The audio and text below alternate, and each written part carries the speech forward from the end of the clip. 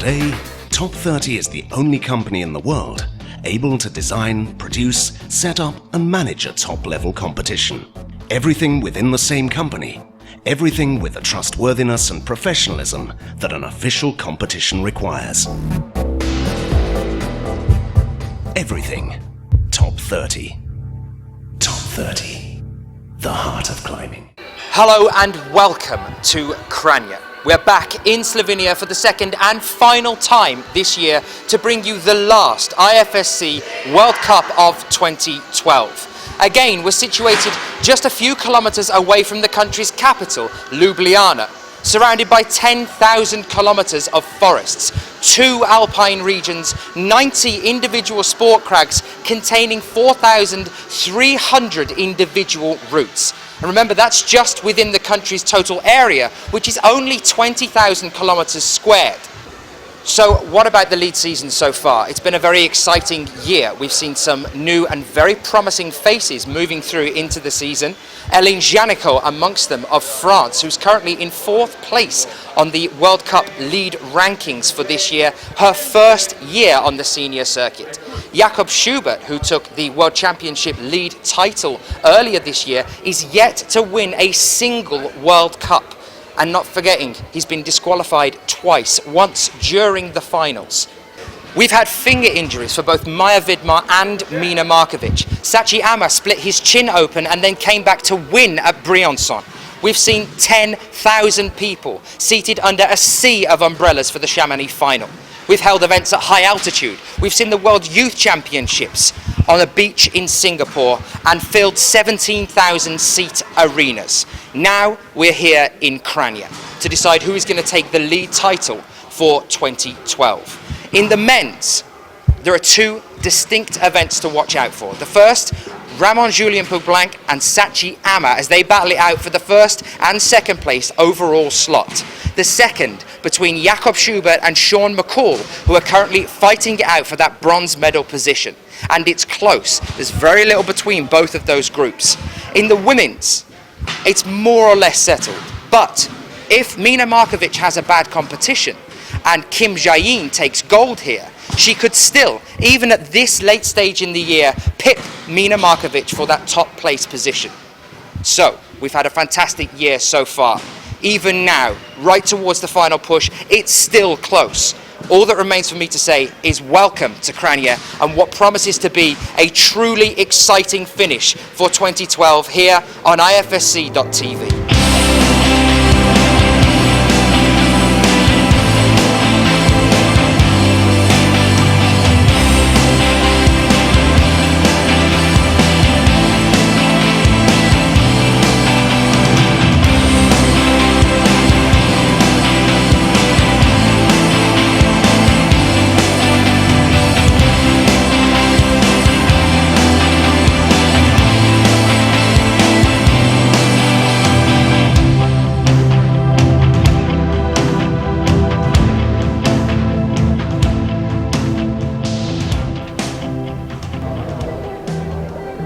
Well, welcome back to the arena here in Kranj. We have had the route setters back out on the wall to reset after this morning's men's qualification round. We are about to get things underway with the women's qualification round today. So let's have a look at Group 1 for the female qualifications.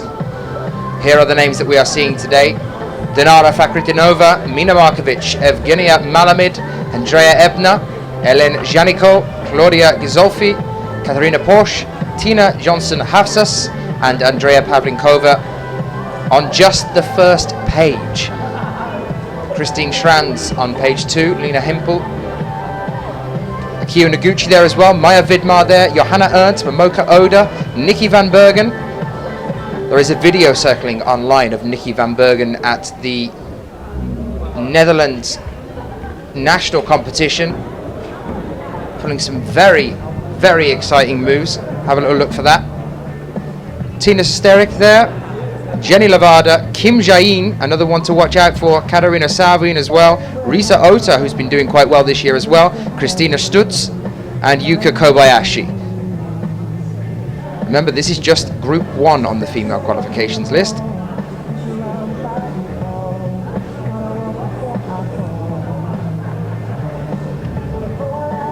And here is Group 2.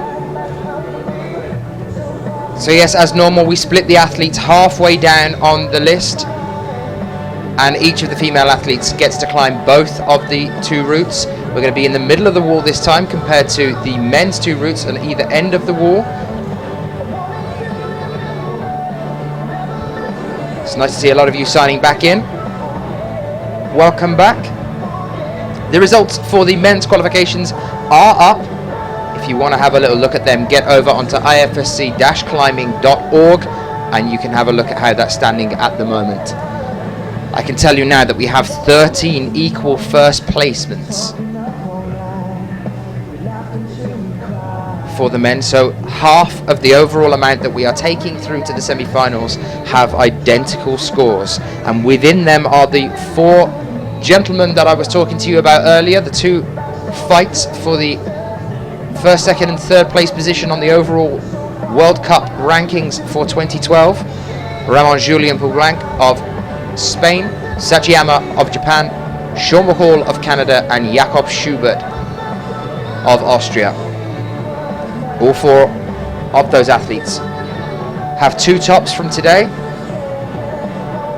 Also receiving 2 tops, Mario Lechner, Romain de Grange, Manuel Roman, Akito Matsushima, Min Hyun-bin, Jorg Verhoeven, Magnus Midtbo, Mikhail Chernikov, and Urban Primozic, Clement Betchen, Stefano Gazolfi, Jur Betchen, and Yabi Kim.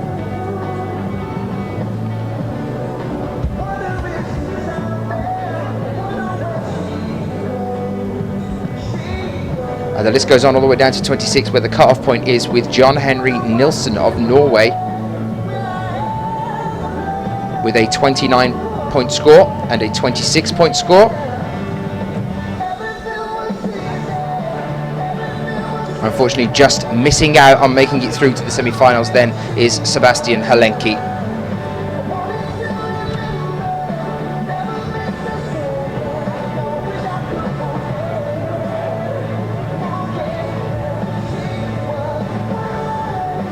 Well, if you did miss the men's qualifications earlier today, it is already up on YouTube. You can get on there and have a look at that one. And here is one of our camera angles for today.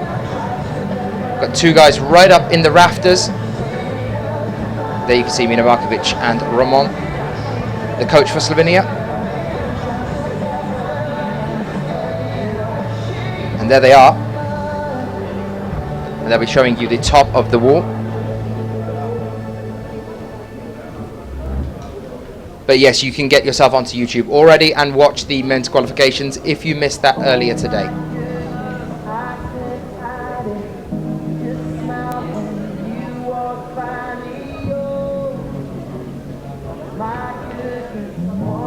Here are the 2 starting points for the women's route. Route 1 in the green and Route 2 in the pink there at the centre of the wall.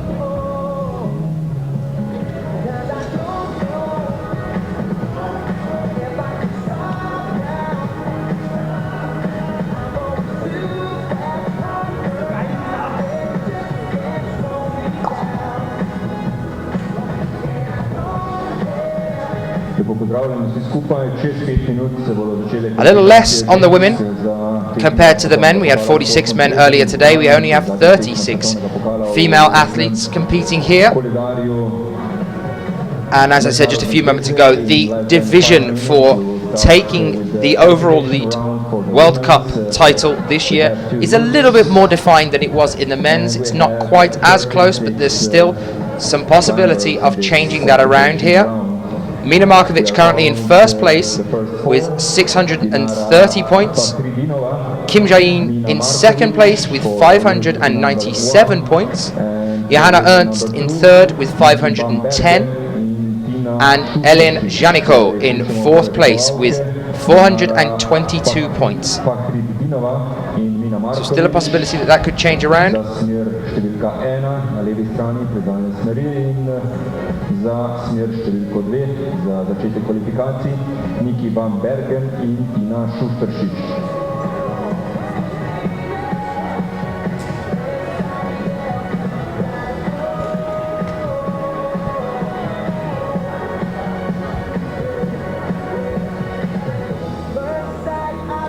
see the sun from outside. It stayed with us all day today. Not that it would have been a problem, as we're under this huge roof, no chance of us getting rained off.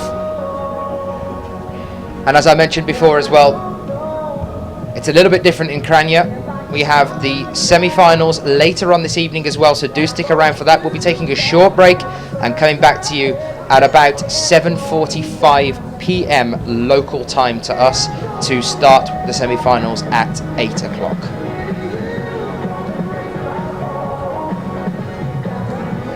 Any questions you might have at all, do send them in to us. I'll do my best to get answers for you.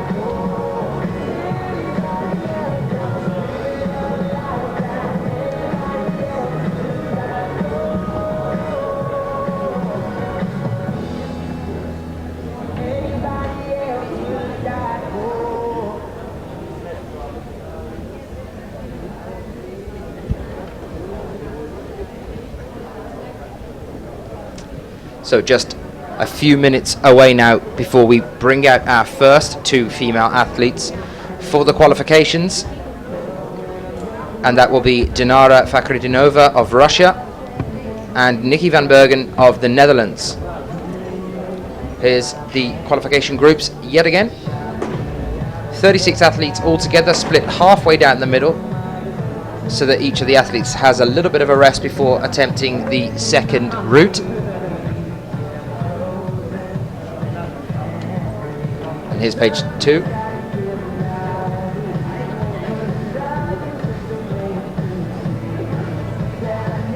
Sorry, group 2, page 1 of 2.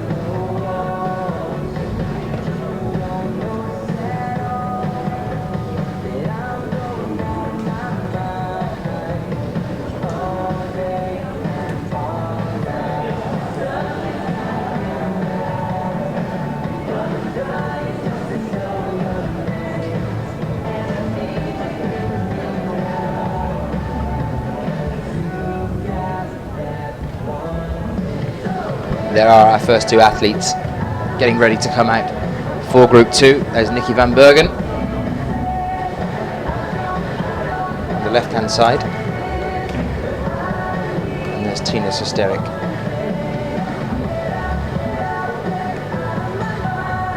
Jenny Levada looking in to get ready as well. Looks like Nikki is about to get started.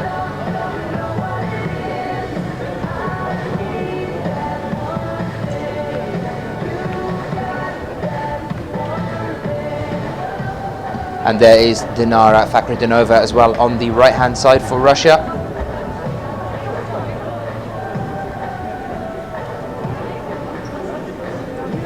Nikki van Bergen straight onto the wall. Only 20 years old, Nikki.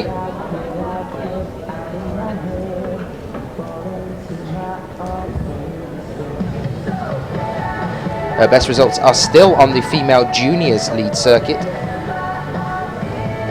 5th place at Kranj in 2011 for the female juniors lead European Youth Cup, and also in Pau in France in 2011 as well.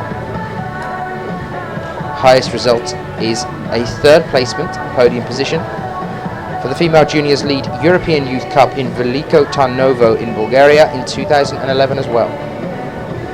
She's currently world ranked 27th. Dinara Fakhridinova, who's had a bit of a hard time this year getting into the finals, often just missing out on a place, but has seen a couple of them. The highest result so far for her this year is in the women's speed at the Rockmaster in Arco, but she has had a podium position in the lead as well at Mokpo in Korea just recently. She came 3rd.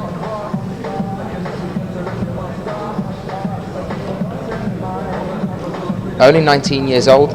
We just kept seeing her end up in 9th place 3 or 4 different events throughout the year.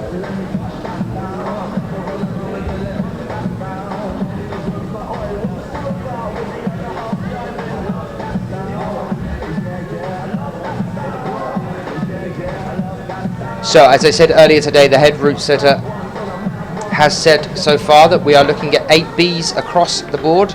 So the men's routes this morning, the 2 men's routes were 8 Bs, and apparently it's the same for the women's as well. Remember, this is just the qualification stage as well. We did see quite a lot of tops in the men's. So a total of half of the group have 2 tops. So again, for high crux, the difficulty on the routes is an 8B across the board. As you can see, this is how quick and how hard the route setters work. Just over an hour ago, this was part of the section of men's route 2.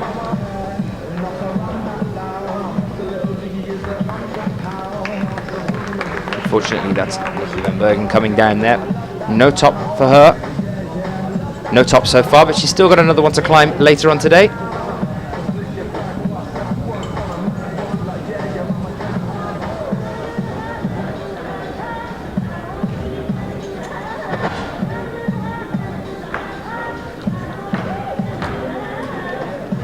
And here's Dinara.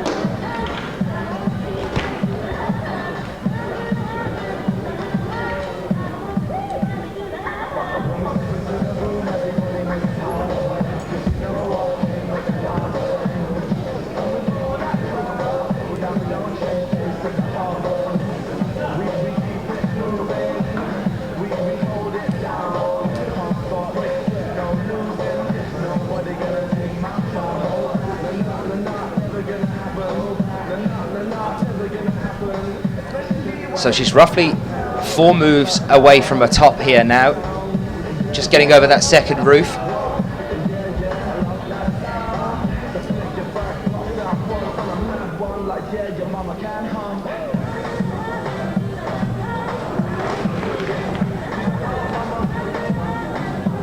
And I don't think that she actually got that. She matched on one of the holds there, but I think there is a further clip. I'm not entirely sure whether there was another clip she needed to secure there.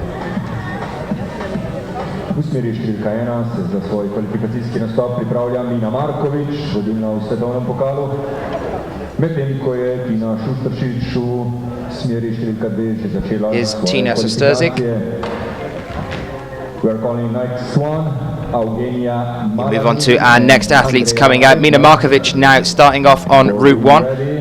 And for route number 2, Jenny Labarda and Yahin Kim. Oh, there's Graham in the chat room answering that question for me. There was another clip there, and as you finish the route, you have to make that final clip. I didn't think she'd quite completed it there. It looked like there should have been another clip. So I don't think that was a top. So no top so far. Is Mina Markovic going to be the first one to get one here on her home turf in Slovenia?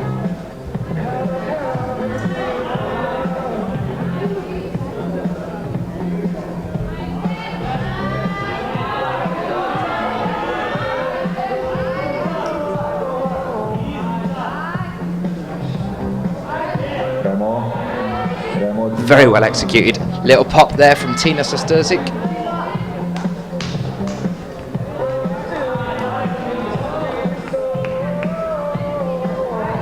And there you can see just to the left of her, those were the stepping stones that were causing the men some problems earlier. Her hand is roughly at the hold,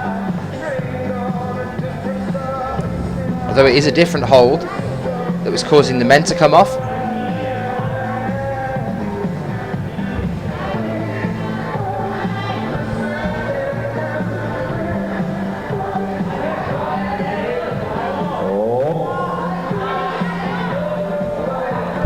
Tina Sosterzik, only 19 years old. She was born in Kranj.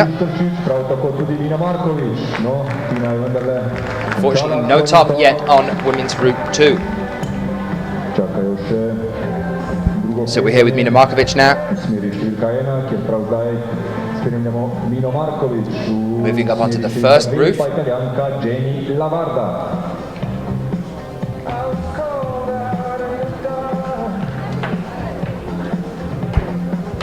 "36 female athletes all in all.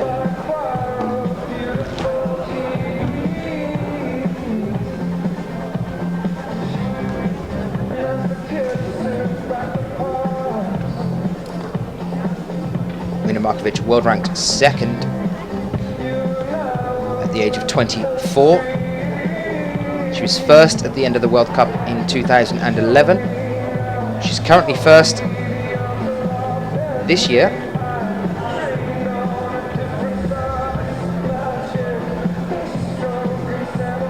But if you have a look at her 12 best results, there's not one of them that is below second. They're all either firsts or seconds. And I'm sure there's many more as well. She's also a well-known boulderer.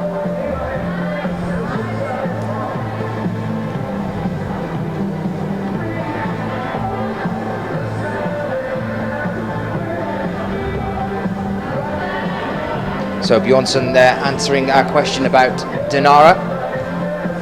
So thank you to Graham for spotting that one, that there is another clip there as well. Hopefully, I don't want to jinx it, we might be seeing Mina show us how it's done, but there's Bjornsson saying Dinara got 40 points, and there's a link there for you guys as well if you want to follow the updates as they come in. Jenny Levada now on the wall as well on women's route 2, the yellow route. Some of you saying that they thought the yellow route looked like a lot of fun.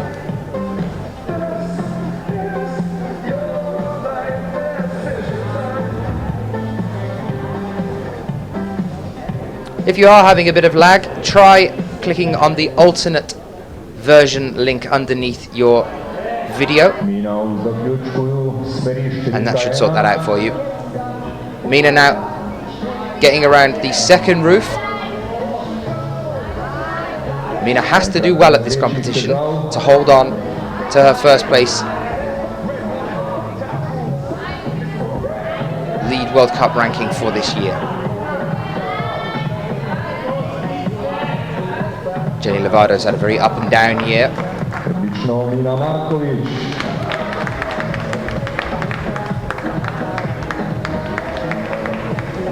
And there's the top clip as Mina Markovic takes her first top for today. So there we are, we know how it's done now. There's one clip just above the final volume on the wall.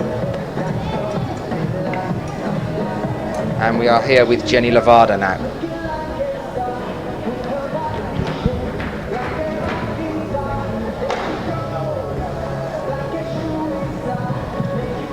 Next one, Eugenia Malamit, Russia. Jenny Levada, world ranked 18th.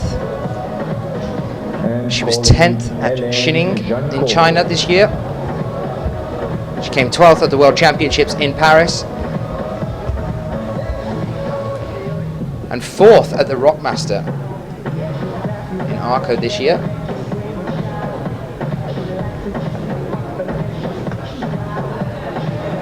28-year-old athlete, so one of the older female athletes. And just next to her now, getting started, is Evgenia Malamid for Russia. 25 years old, world ranked 10th. She was 9th at Inzai in Japan, the last World Cup, so she's going to be hungry here after just missing out on one of those 8 places in the finals at the last competition. She made the finals in Xining in China.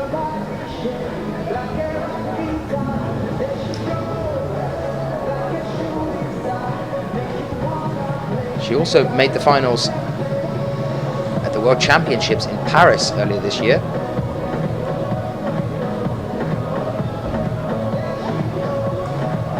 Seems that Evgenia is just dipping out, in and out of that top 8.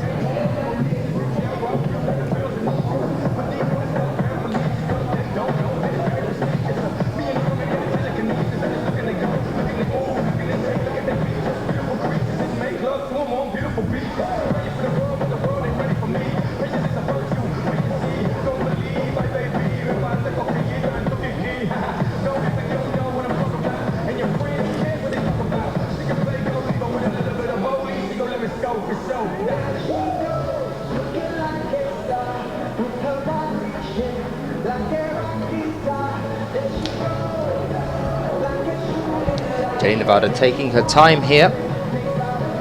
She's up to the second roof now. See the final hold just poking into the screen. She's looking shaky here. Is she going to be able to secure this?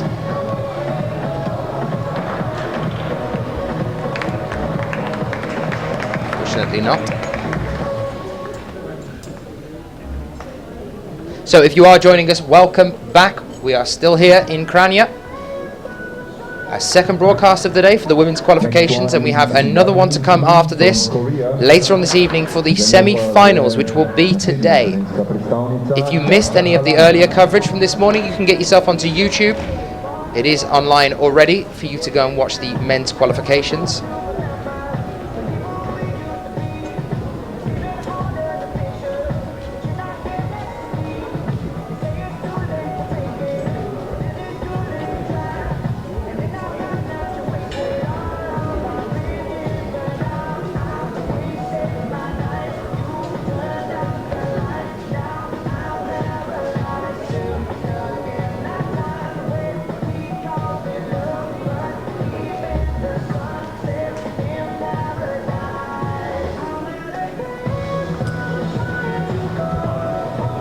Here is another one to definitely watch out for. It's all going to come down to a competition between Mina Markovic and Kim Jae-in, who is now on the left-hand side of your screen. Korean athlete, took gold just recently at Mokbo.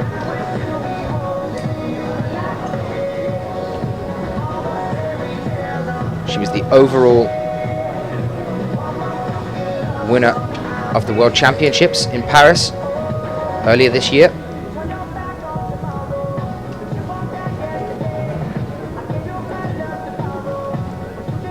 She's currently sitting just 33 points behind Mina Markovic.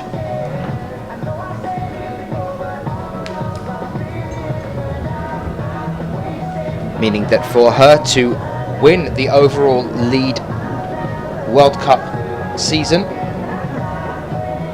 she not only needs to beat Mina Markovic, but Mina Markovic needs to be, I believe, in third place. You get 100 points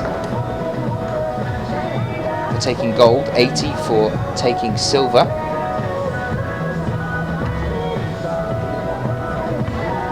Which is only a 20-point difference, and there's a 33-point difference between Kim Jae-in and Mina Markovic at the moment.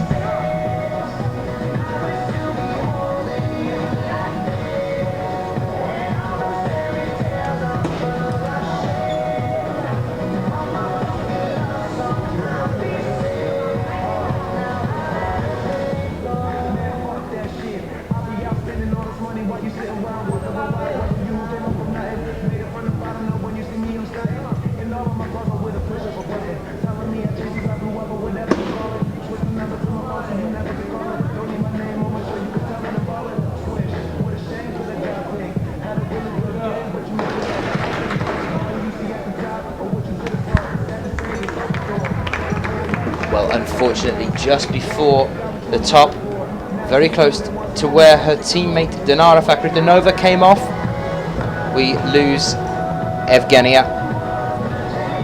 Wait for our next female athlete to come out. We are still with Kim Jae-in now.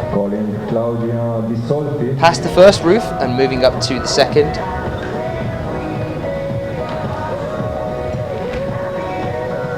Although I'm kind of not allowed to be biased, I think Kim Jae-in is the climber that I like watching the most.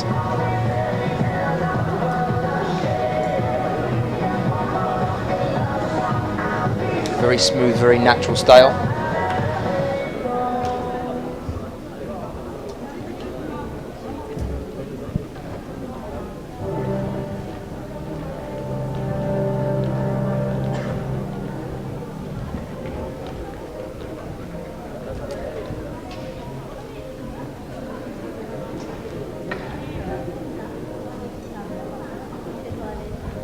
And Graham there saying, when you're looking at the difference between Mina Markovic and Kim Jae-in, it's even closer than you think when you take into account that one score can be dropped.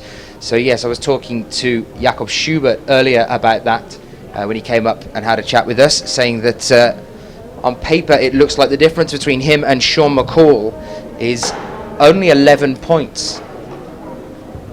Sorry, 9 points between Sean McCall and Jakob Schubert. But if you take into account that one score can be dropped, it's actually only 4 points difference. So Graham, yeah, I'd have to work out exactly what the points were on that one and how close it is. Were they to drop their worst event? Which they undoubtedly will.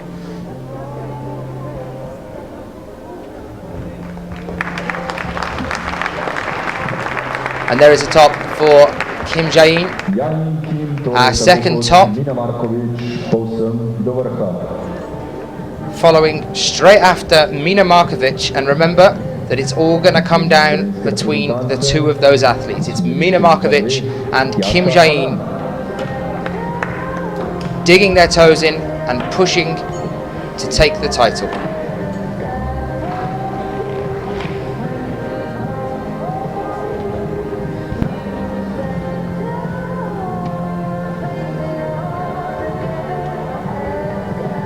Well, there we are. Graham's done it for us. Genius. Thank you very much. At the moment, Kim Jae-in's worst score is 37 points, whereas Mina Markovic's worst score is 55 points. So Graham's saying I think it's a 15 points difference, which means that if Kim Jae-in does beat Mina Markovic and Mina Markovic comes in second, she will still take the gold away from her. It doesn't need to be as low as third because there is a 20-point difference between the first and second place score. So as long as Kim Jae-in takes gold and Mina Markovic takes silver, Kim Jae-in would then become the title holder for lead climbing in 2012. I think it's going to be tense.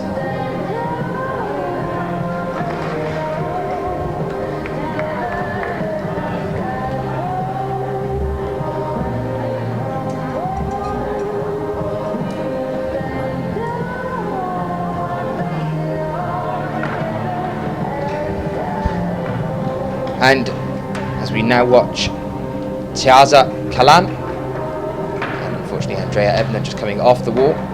I would remind anybody that is joining us in the chat room, do ask questions to Graham A that is in the chat room. That is Mr. Graham Alderson, one of the IFSC officials. He's got a lot of time on his hands because he's just sitting around in Munich airport. So get those questions in.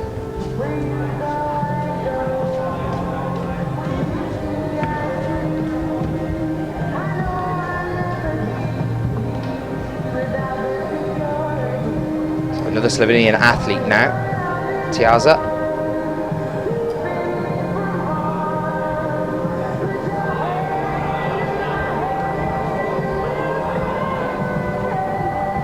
She's only 16, born and lives in Kranj. She made the pop. Highest score to date is a 14th place positioning on the female Youth A lead at the European Youth Championship in Gemozak. I am terrible with pronunciation of French place names, so I'm pretty sure that was pronounced wrong.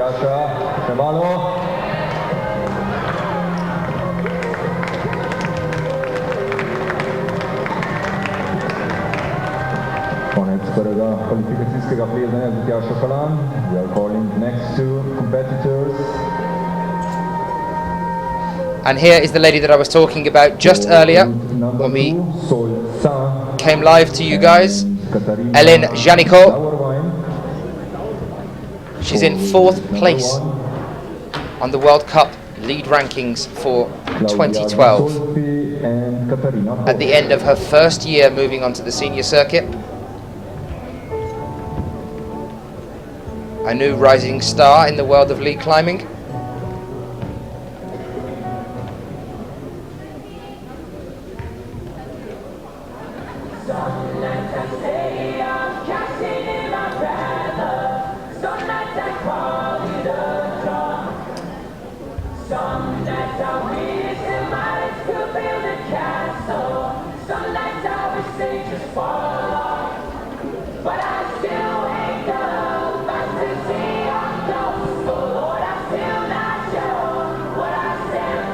Here is Sa Sol. of Korea.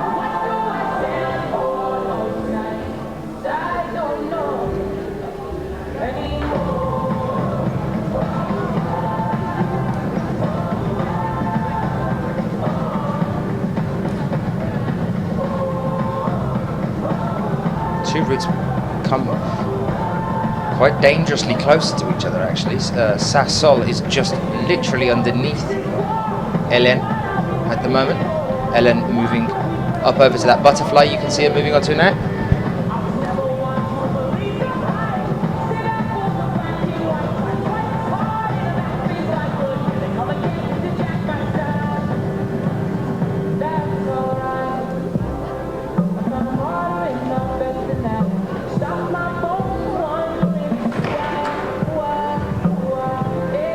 And unfortunately, Ellen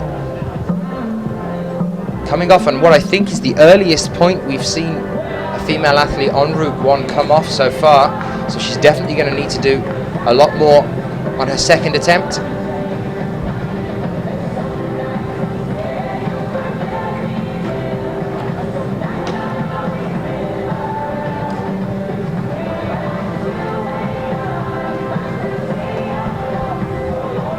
Here is Sa.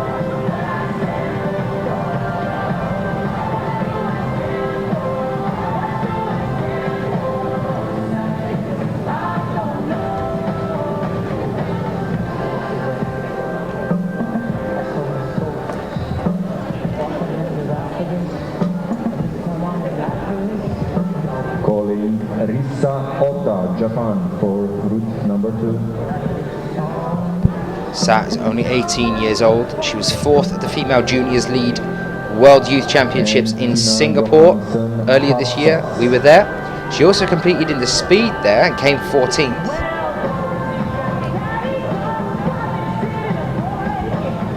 Here is Claudia Ghisolfi for Italy now as well.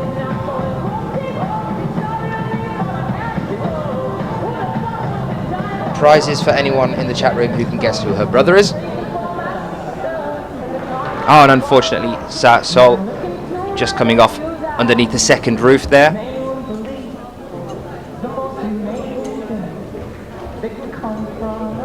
It's quite a big lean out there from Claudia.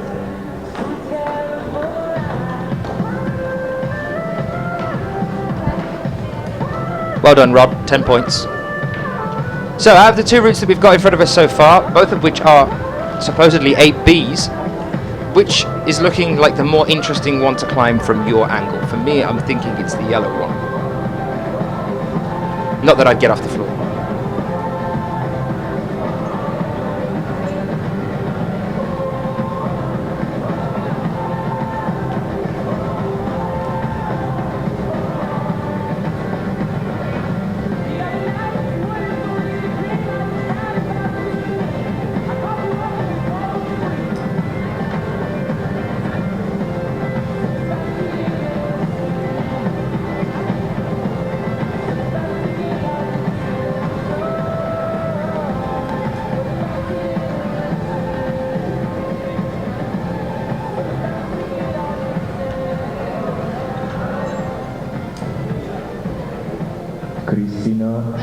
From Austria, be ready for route number 2.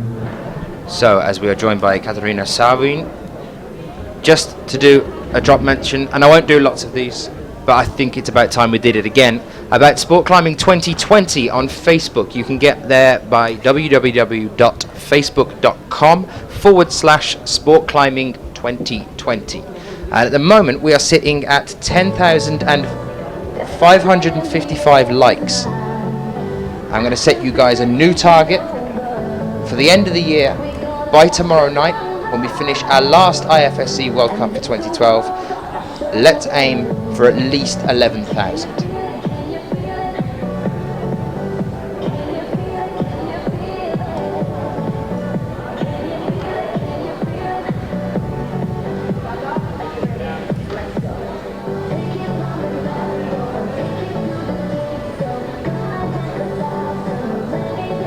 Katarina Savi now for Austria, 25-year-old athlete on the left-hand side of your screen.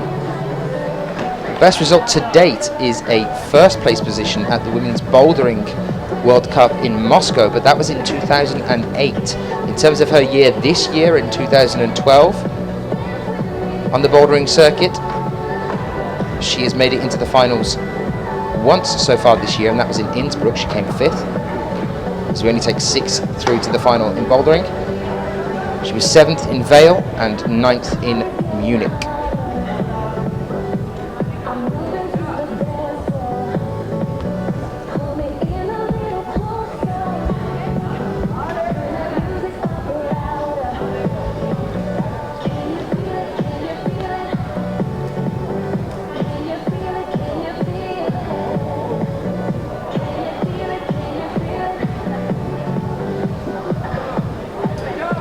I believe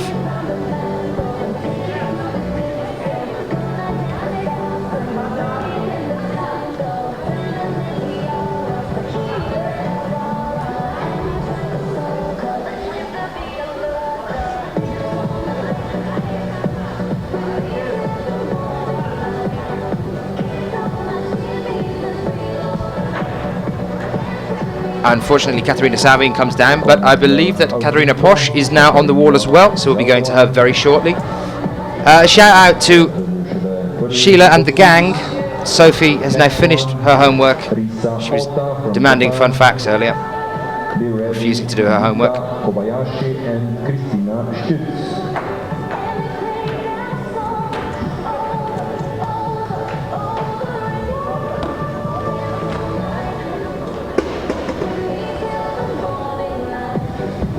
Number 1, Katharina Posch from Austria, next to competitors for this qualification round. So, a fun fact, while we're waiting for our next athlete to get started. Mount Triglav, towering at the height of 2,863 meters, forms the highest peak in the Slovenian Alps. It is also represented on Slovenia's national coat of arms, which I believe is on the flag. So it looks like the mountain that is on the flag is actually Mount Triglav, which is the highest mountain in Slovenia. But we are surrounded by 2 different alpine regions, remember. There's a lot of sports crags around here as well, despite the fact that most of the Slovenian athletes train in tiny bouldering-only gyms.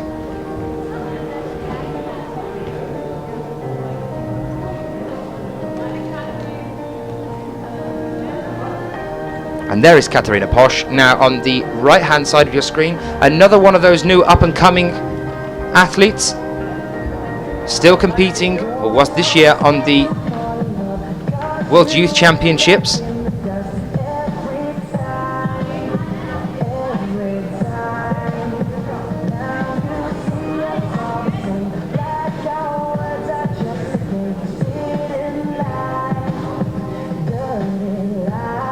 And also is Risa Ota there as well now.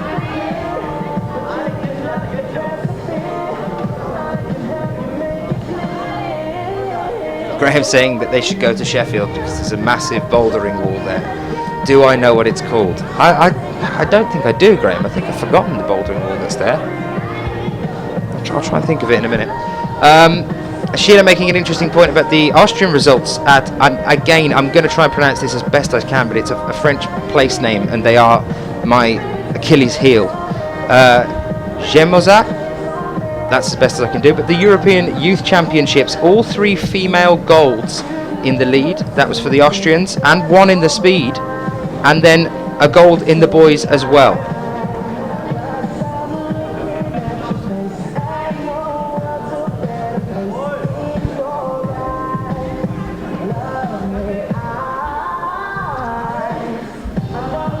Oh, of course, Graham. Yes, that was the climbing works, wasn't it, in Sheffield? That's a massive bouldering wall. And remember, guys, that this weekend it is free entry.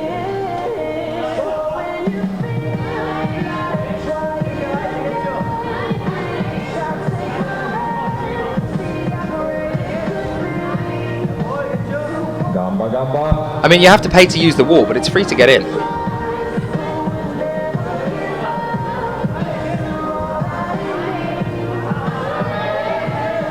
Schlumps there saying she's not new. She did climb a lot in the comps last year. That was Katharina Posch. Yes, she did, but she's still competing on the junior championships, the World Youth Championships that we had this year earlier in Singapore, so she's only just moving into the seniors. Already making a name for herself. Let's have a little look at who's about to come out onto the wall. Being joined by a Norwegian athlete, whilst Risa Ota tries to get around the second roof here. See if she can become the second athlete to top out on Route 2. It's feeling like these, oh no, unfortunately Risa does not. It's feeling like these two routes for the women is actually proving a little bit more difficult for the men. We had more tops by this point this morning. They are all supposed to be 8Bs.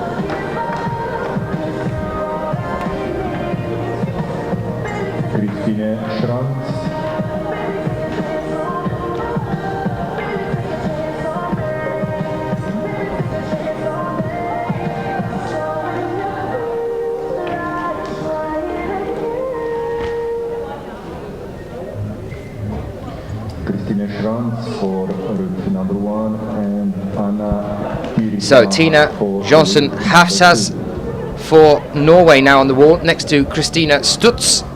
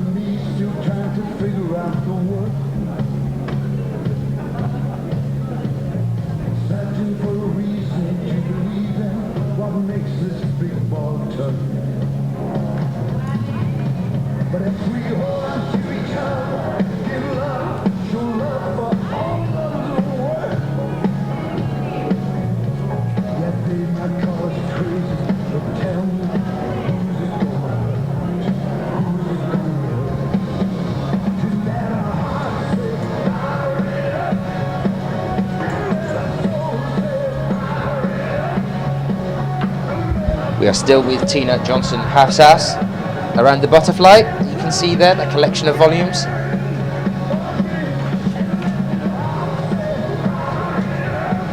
There is a hold there. I thought she was doing that with just a pinch there, but you can see there is a tiny green hold there.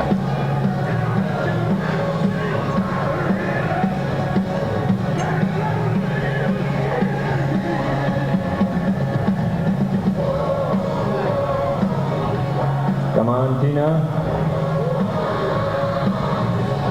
SLO saying, will climbing become an Olympic sport? Well, that kind of depends on you guys getting yourself over onto Facebook and liking the Sports Climbing 2020 page. I've set you a target, guys, of 11,000 by the end of our season this year, 2012. While you're there, get onto 24/7 TV's Facebook page as well. Click us a like on that one.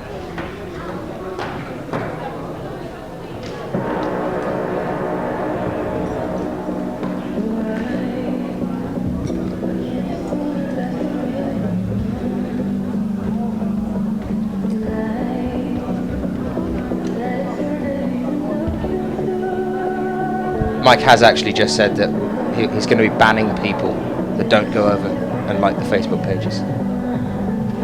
Just letting you guys know. We are here with Yuka Kobayashi and about to be joined by Andrea Pavlinkova, very young athlete from the Czech Republic. Joined us over in Singapore for the World Youth Championships earlier this year.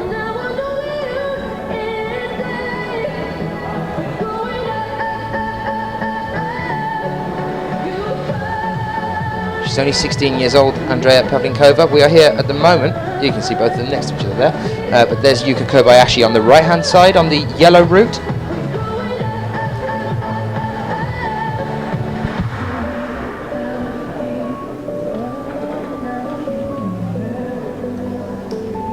Yuka Kobayashi, 24 years old, world ranked 17th at the moment. Hasn't made a final since Imst earlier this year. She made the final here in Kranj in 2010. 2012, she was 7th at both Briançon and Imst, but since then has not seen a final. Let's see if it can happen over the course of today. Remember, we'll know who's going to be in the final by the end of the day this evening. We'll take a short break after we finish the women's league qualifications, and then we will come back to you at roughly 8 o'clock. That's our time on the evening.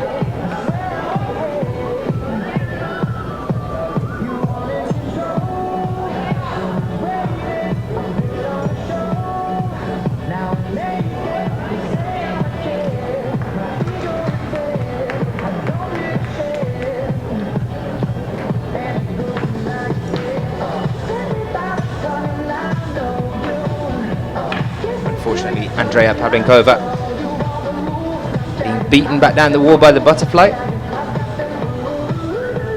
First German female athlete now.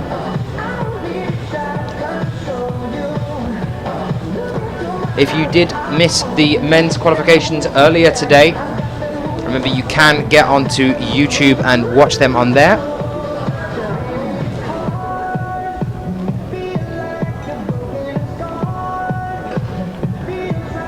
Anna Tarippa now for Germany.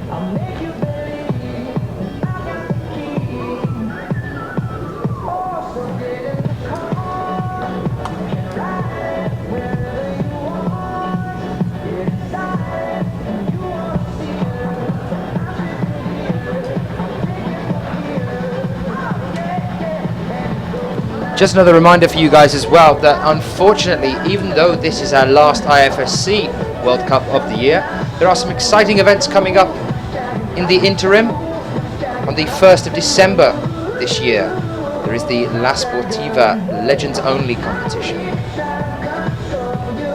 It's going to be broadcast live on Swedish national TV, but you'll also be able to find it on www.svtplay.se. And that lineup will consist of Adam Ondra, Dmitry Sharafutinov, Jakob Schubert, Sean McCall, and Guillaume Glaronde. And the route settings all going to be done by Shauna Coxey. So another fun event, just to keep you guys ticking over before you're back with us in March. There's Christine Kranj now on the wall on the right hand side of your screen.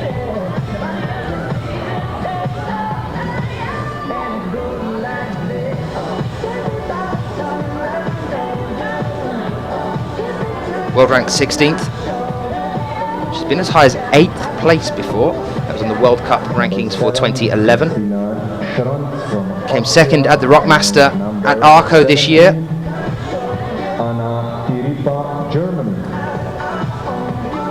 Also came 6th in the speed event at the Rockmaster this year. Just missed out on the final at the World Championships in Paris this year as well. She came 9th. And she was 11th in Purs. Just after that as well this year.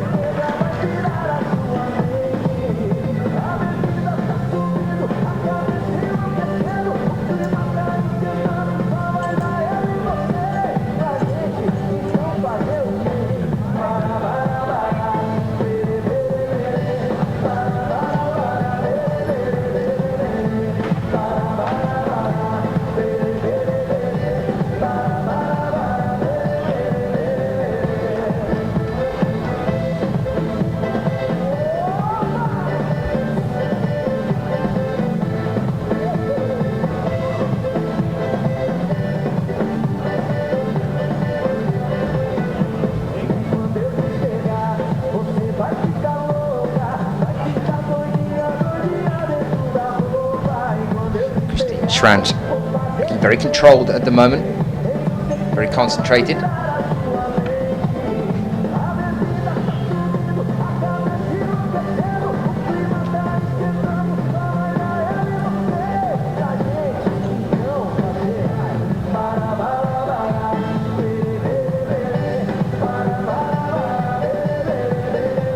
She's joined now by her teammate Magdalena Rueck. Another young athlete. We saw her as well over in Singapore not long ago.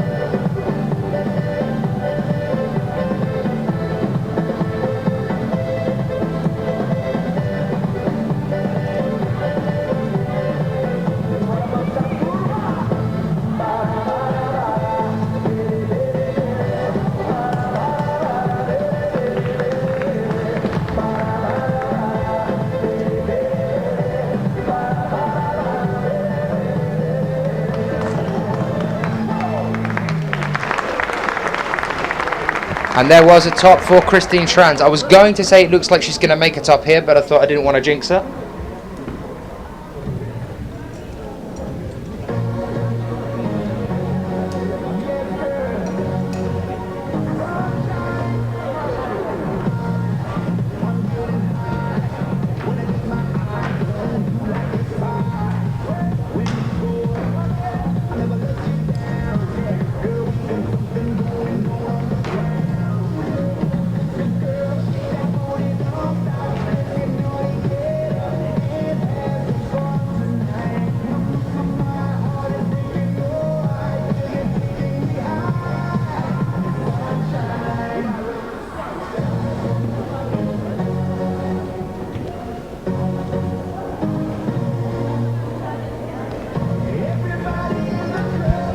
So a question from Kay there as well, saying when's the men's semi-final? Well, we kick off with both the semi-finals at 8 p.m. I know Sheila's answered that for me, but just to make sure that everyone's hearing.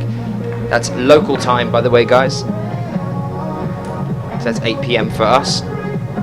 I'm not sure where everyone's joining us from. We usually have a worldwide audience, so maybe it'll be a different time where you are as well.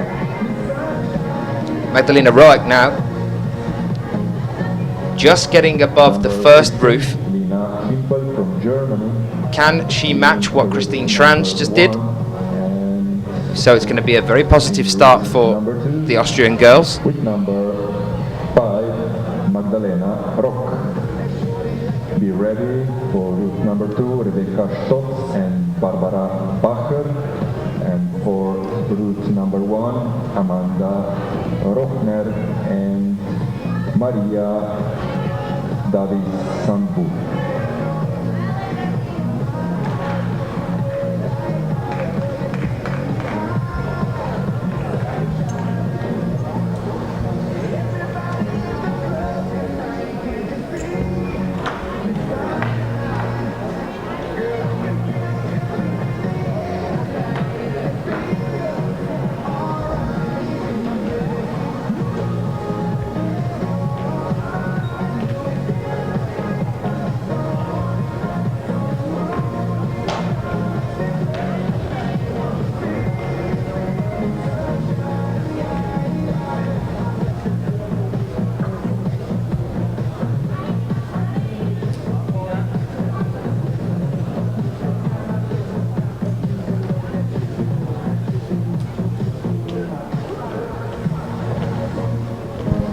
So Lena Himpel and Rebecca Stotz now on the wall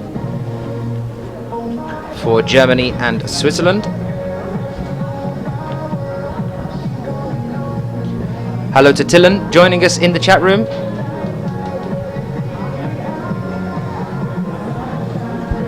Who I believe was one of our cameramen in Log Dragomir, one of our volunteers earlier in the year, who only lives down the road. You should be here, Tillen.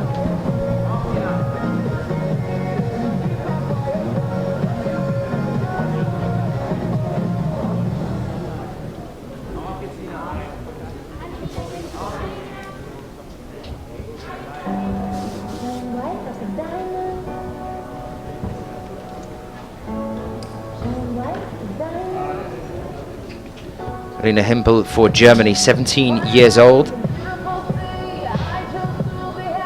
She came 9th at the World Youth Championships in Singapore earlier this year, so just missed out on the final there.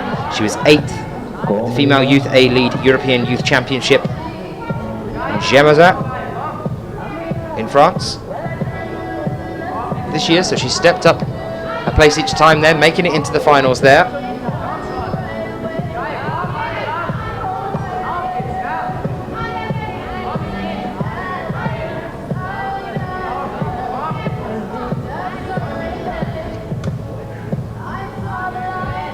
Rebecca Stotz, 20-year-old athlete from Switzerland, lives in Erdorf. Again, another athlete that struggled to make it through into the finals all year this year. Maybe she's hoping she'll go out with a bang.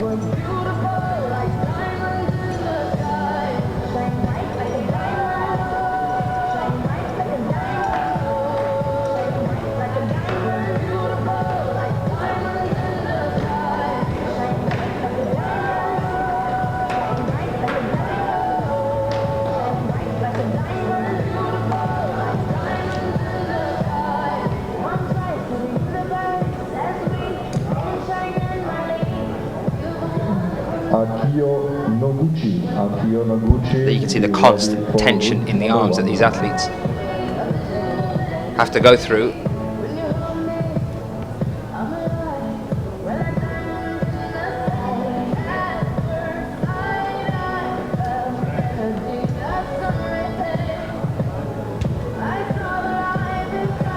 It's all about endurance.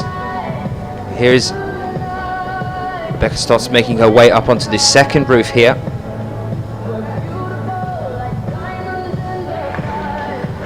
Unfortunately, not clinging for long enough.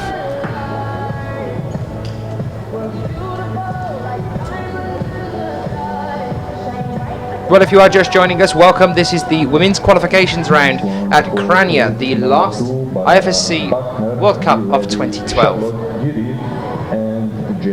We'll be moving on to the semi-finals later on today at 8 o'clock local time, and then back with you tomorrow for the finals to decide who takes the overall lead title for 2012. We're with Amanda Rona, another Swiss athlete now. With number 38, Amanda Rochner, Switzerland.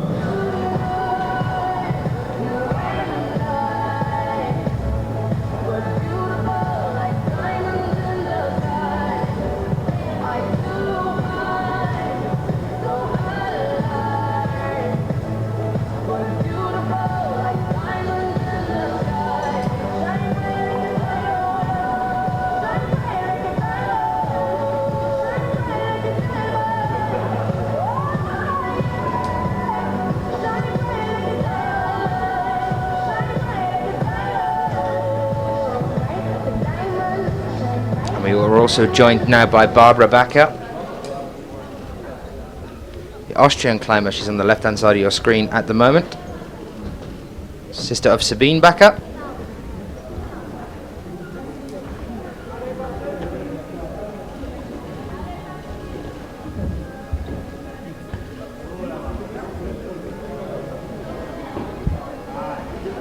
Mike's just started bursting out the puns.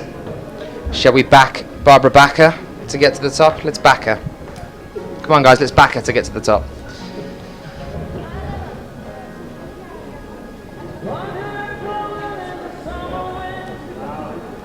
Barbara Backer, another one of the older athletes here. She's 30 years old. She isn't old by any means, but one of the older athletes. We're frequently seeing them getting younger and younger. There are a lot of 16, 17, 18-year-olds here at this competition and throughout the year. She's world ranked 15th though.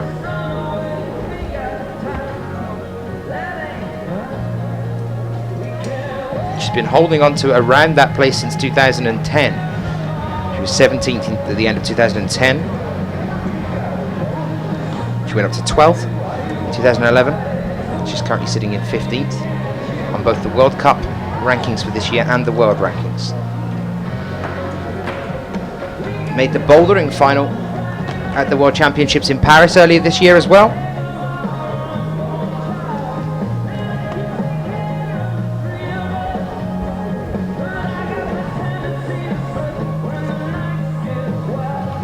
Maja Vidmar za smer številka 1, naj se pripravi.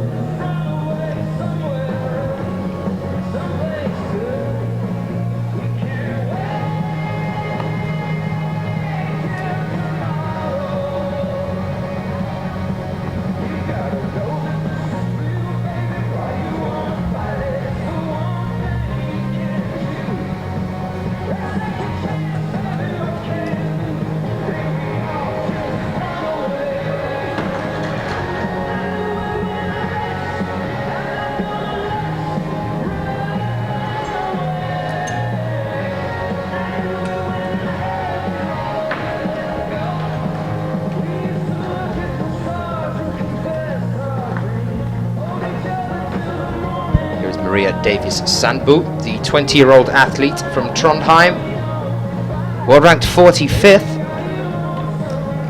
She was 29th at Imst this year. The highest she's been is 7th at the Female Juniors Lead European Youth Cup in Kranj. That was last year.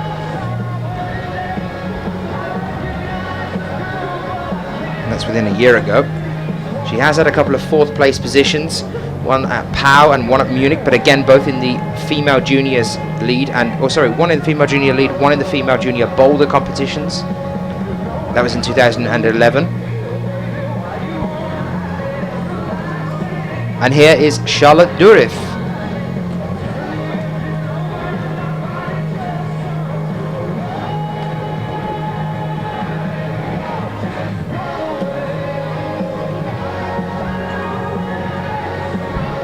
Year-old athlete, world ranked number 6 at the moment. She is starting off on the pink route. She was 6th in 2010. She dropped down to 9th at the end of the World Cup rankings for 2011, but she is back up to 6th again this year. She made the finals in Inzai and ended up placing 8th. She made the finals in Xining in China and ended up placing 7th. She was also 5th at the World Championships in Paris this year as well.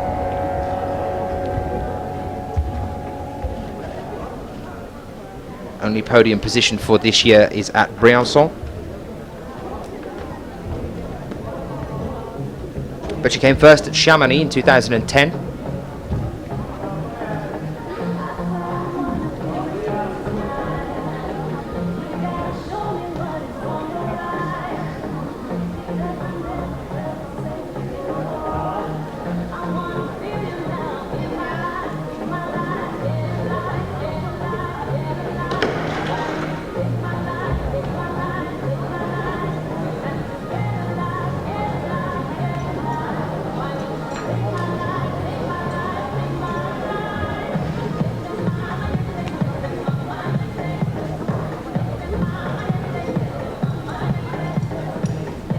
Tillen asking how many people are in Kranj.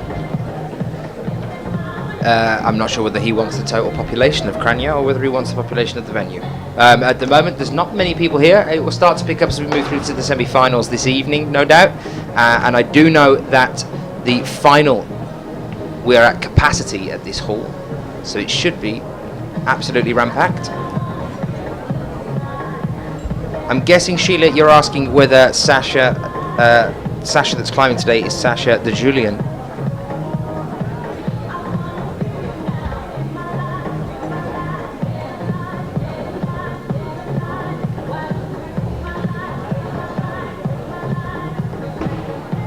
And if that's the case, then unfortunately no, Sasha is not with us. But I've been saying this all year. She's been out on rock all year, traveling the world and doing things like that, which is a shame. We've seen her at a couple of competitions. She was at Briançon.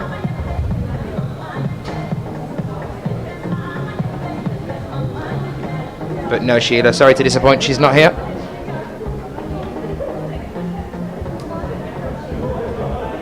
Still with Charlotte Durif. She's made that pop, but this point that she's at right now seems to be a bit of a cut-off point, and also about 3 moves ahead from this one. Seems to be another cut-off point on this Route 2 that she's on at the moment. And here is Akio Noguchi.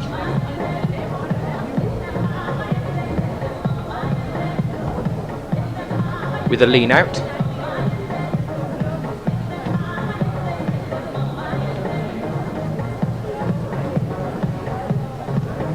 Akio, a very well-known boulderer as well.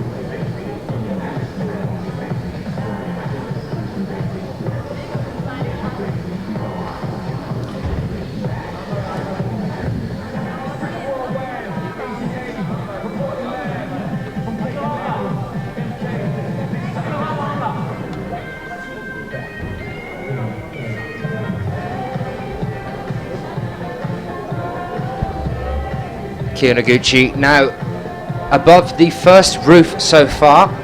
It's worth bearing in mind Akio Noguchi, as a boulderer, ended up this year in 2nd place on the overall bouldering title list, just below Anna Stor of Austria, the bouldering queen. Akio Noguchi with 394 points compared to Anna Stor's 425 points.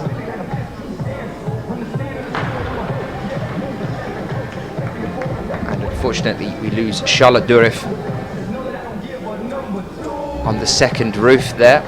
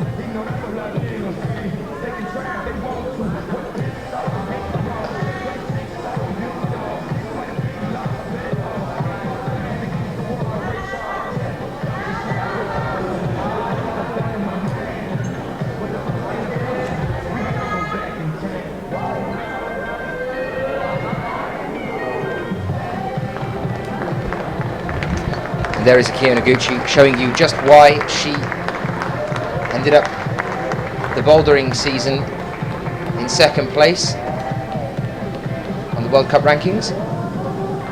Some of the male athletes earlier today saying it was quite a bouldery wall. It felt like there was a lot of boulder type problems.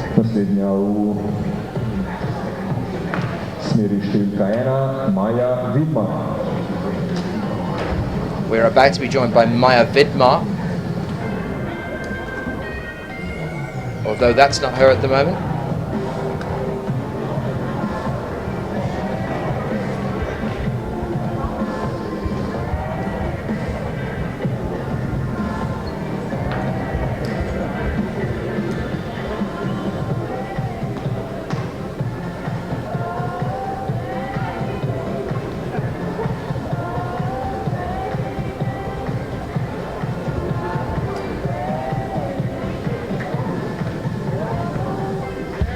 There's Maya Vidmar.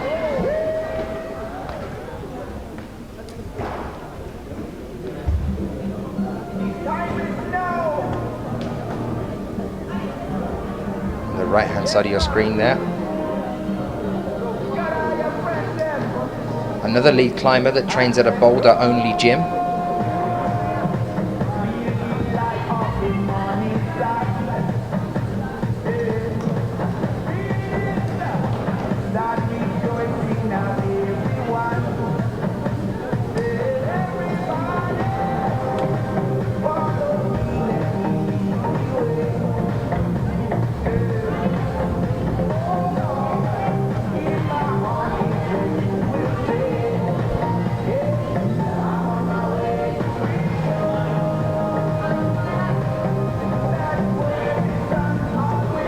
Jessica Pill's looking a little bit shaky here. Let's see whether she can secure this.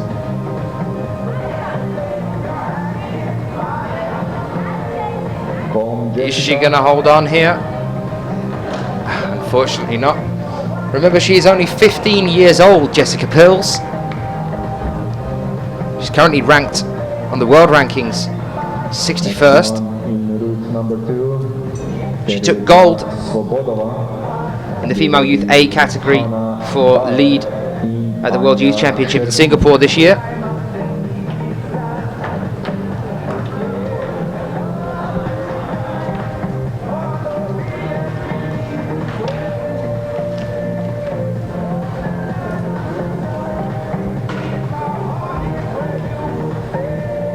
Calling Momoka Oda, be ready for route number 1.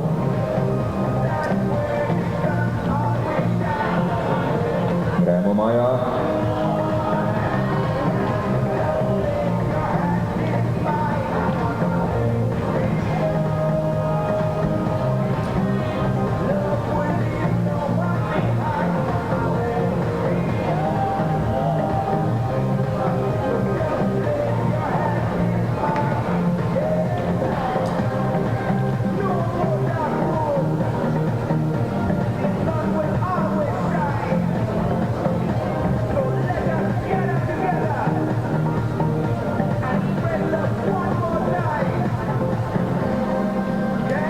Maya has been known to do bouldering competitions before. She was at Loch Dragomer earlier this year, and I think she was at a couple of others as well.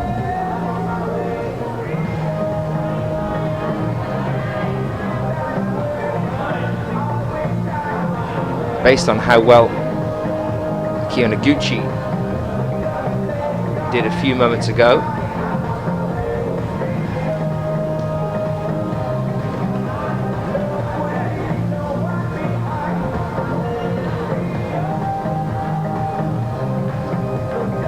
see if she can copy her here. She had a hand injury in 2007 and she's been out again just recently with a finger injury. Not the same injury though, same finger but on the other hand. She was out of action for a little while.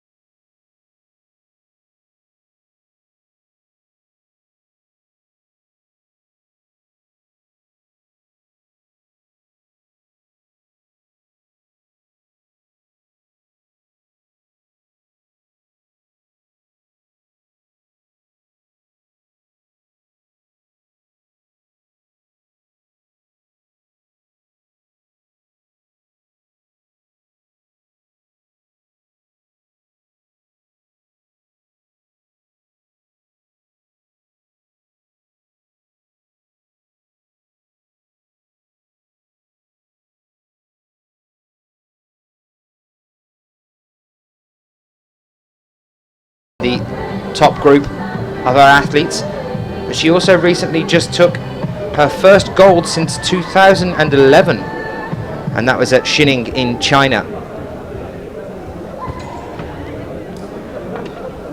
So Xining in China this year, taking her first gold of this year since 2011, which is at Valence in France. Frequently on podiums though. She was third at the World Championships this year in Paris, second at Perth, second at Briançon.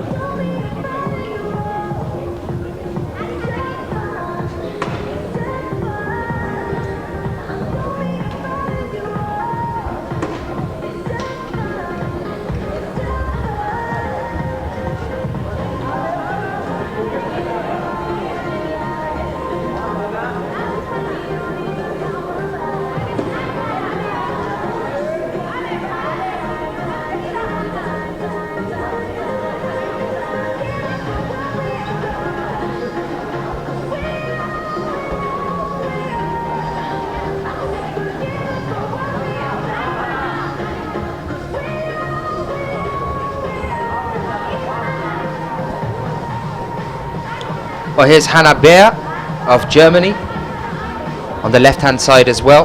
Her and Johanna Ernst have roughly the same height on the wall at the moment.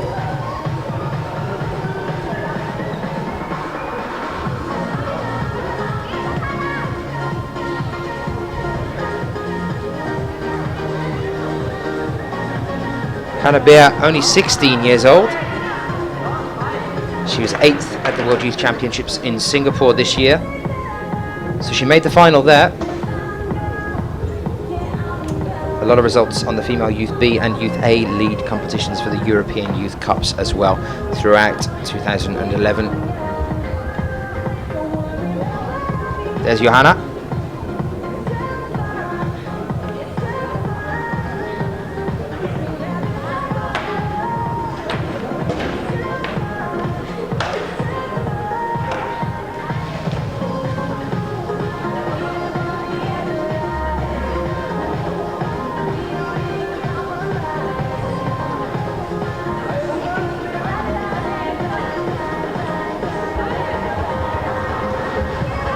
Heel hook there. She's up into the crimp section at the very top of the wall if she can move over. Unfortunately she doesn't. That's one of the highest climbs we've seen though. Unfortunately not a top for Johanna Ernst. She has another climb yet to do today though.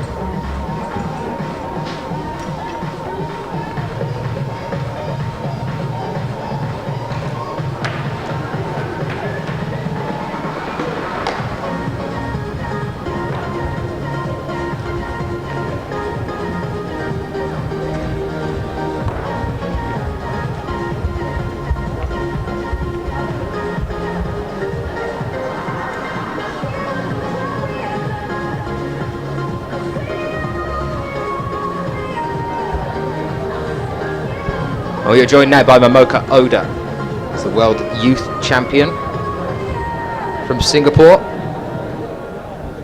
Last climber before a short break. Although we have already had a World Youth Champion out on the wall today, Jessica Pills.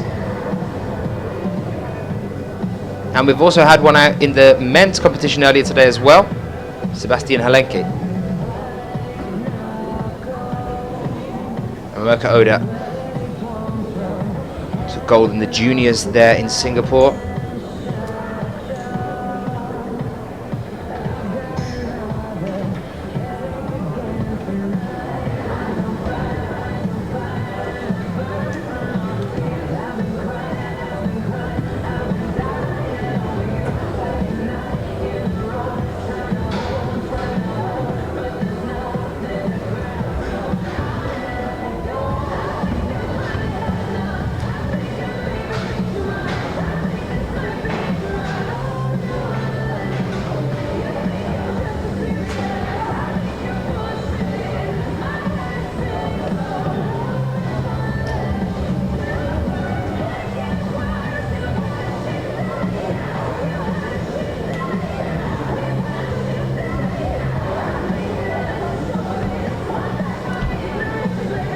So it's looking like we're hitting the halfway point now, and we're going to be taking a break relatively soon for the wall to be cleaned. We're still with Momoka Oda. Some people asking where Hannah Bear went. Fortunately, yes, she fell. Good morning and afternoon and evening and good night to DQ as well. Thank you if you are joining us. Welcome to Kranj to all of you, and to the last World Cup for the IFSC in 2012. Welcome wherever you are. Another one still to come later on this evening. We will be back at about 7:45 local time, with the start time of 8 o'clock for the semi-finals. Remember, the lists are already up of who has made it through in the men's.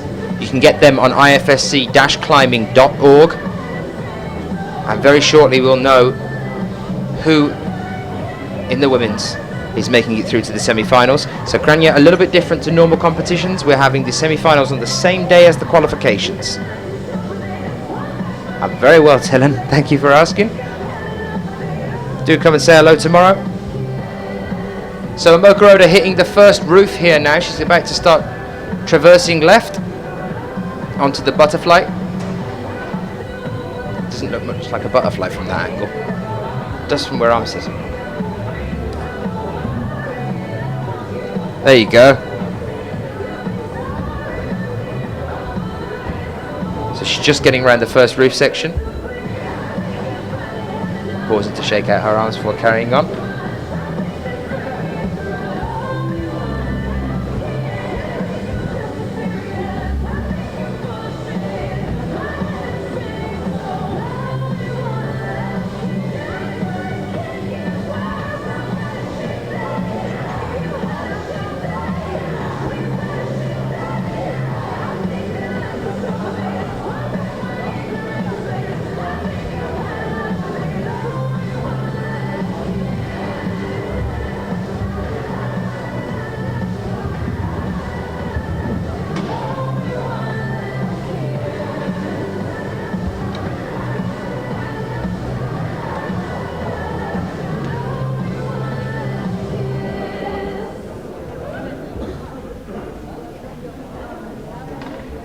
So a question in the chat room from somebody who's just joined us saying, how does this work? Do they only receive points when they reach the top? And DQ is right on it, giving an answer there as well. Do give yourself a handle if you sign into the chat room. We'd like to know what your name is, not ZZZ74, unless that is your name, in which case, good for you. The rankings at the moment, the way that it works is that if you get a top, that's the highest score that you can score, but each of the holds are numbered, and you're given your score based on how high you get on the wall. So say there are 42 holds, Momoka Oda is currently on around about the 32nd. And that will give you a point score.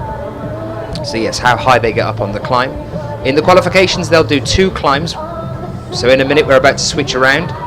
And Momoka Oda, who's climbing right now on Route 1, will in a little while get a go at Route 2 as well.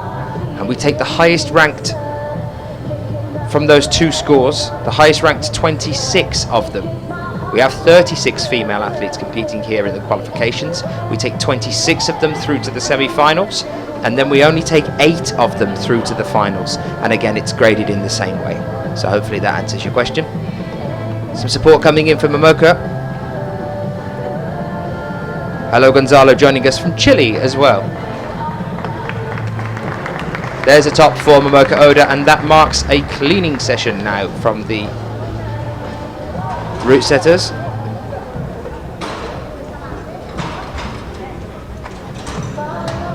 And asking for the live scores to see how high the previous climbers have climbed. Well, ZZZ04, absolutely, we're about to show you that exact thing right now. Here we go with how the results are standing so far.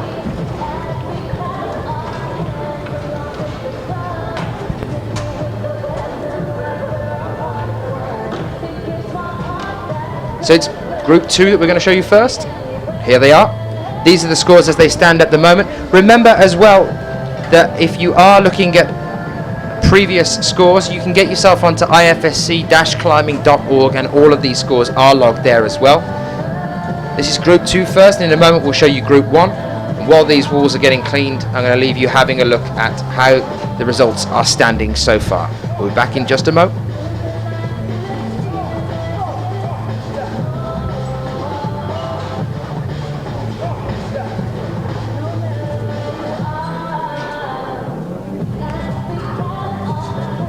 Sponzorji, ki so omogočili tekmo svetovnega pokala športnega plezanja v Kranju 2012 so mestna občina Kranj, zavarovalnica Triglav, avtohiša Artač in Volkswagen gospodarska vozila, Radio Kranj, ki je medijski sponzor, Trekking Šport z blagovnimi znamkami Petcel, Tendon in Raumer, Pizzerija Gorenc, Mesarija Kalan, Sadovnjak Resje iz Podvina.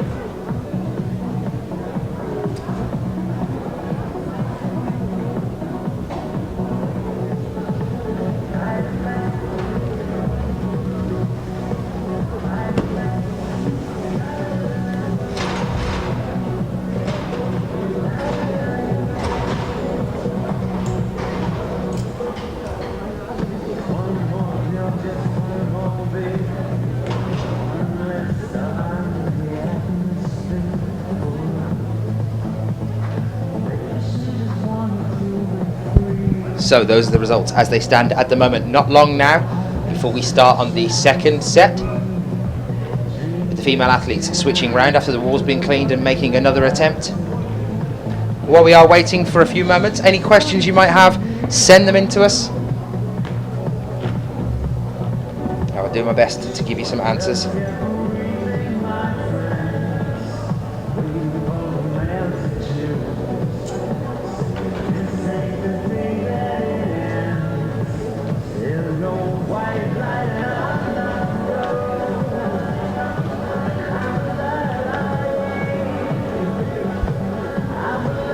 Question from Graham, I'm just having a little look at that one, asking how the scores are worked out for moving through into the semi-finals. If they have 2 climbs, how do they work out who goes through to the semi-finals? The way I understand it is that you take the 2 scores and you add those 2 scores together. So say our climber did a first climb of 24 and a second climb of 25, you would add those 2 together to get a total of 49, and then they take the square root of that number, which in that case would be 7. Usually it goes into 7 point something or 8 point something, and with the score of 7, say somebody else had done a 36, which square root would be 6, the 7 would go through. That's the way I understand it. Graham's saying wrong.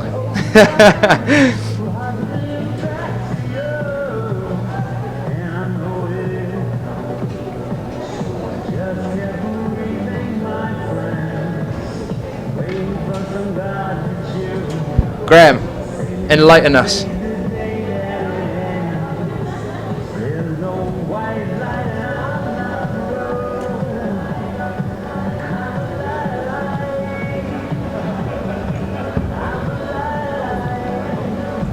Ah, right, I see. I've said plus instead of times. Yes, sorry, times the 2 roots together and then take a square root.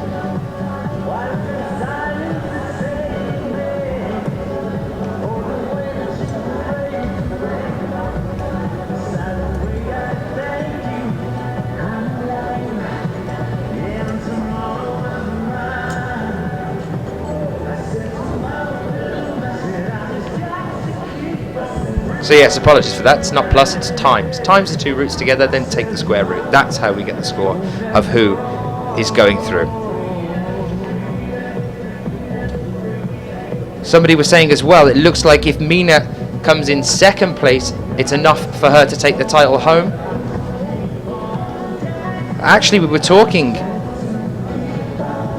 about that earlier with Graham, saying that actually we think that the difference between the 2 of them is actually closer than we think. I think it is only 15 points, meaning that if Kim Jae-in does beat Mina Markovic and come first, even with Mina Markovic in second, Kim Jae-in would still take the title. Remember, they dropped the worst score for the year. They're allowed to drop 1 result.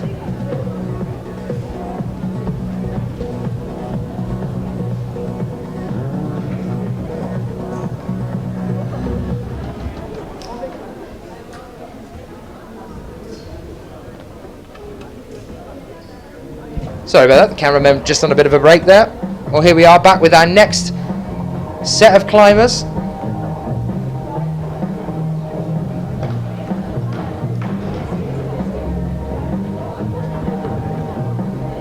We saw these 2 climbers 18 climbers ago. They've switched round now, and now they make their attempt on the route that they have yet to climb. So Nikki van Bergen was our first climber out on route 2. She's now the next climber, the 19th climber, out on route 1. See her on the right hand side of your screen at the moment, just moving over that red volume.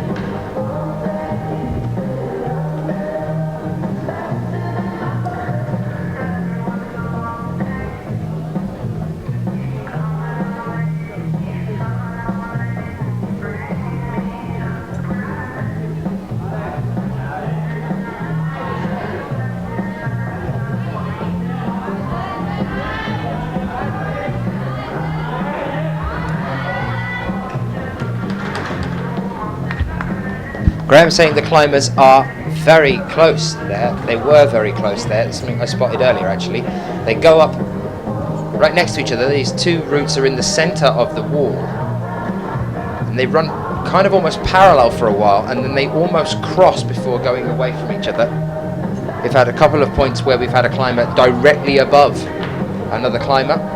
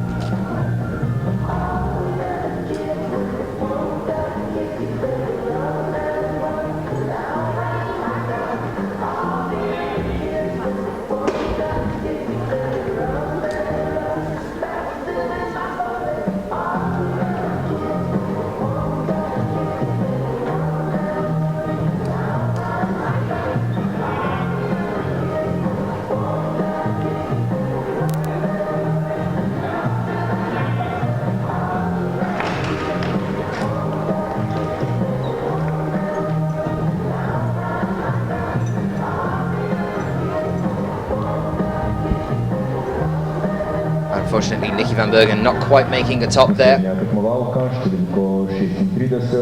But a great attempt nonetheless. We are back with Dinara Fakhriddinova of Russia. Currently at roughly the halfway point on the wall, but she's about to move up into the first roof. There are two on this wall.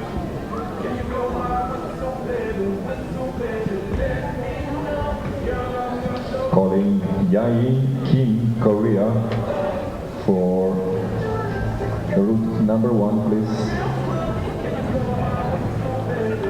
And Tina Sosterzik on the right hand side now as well.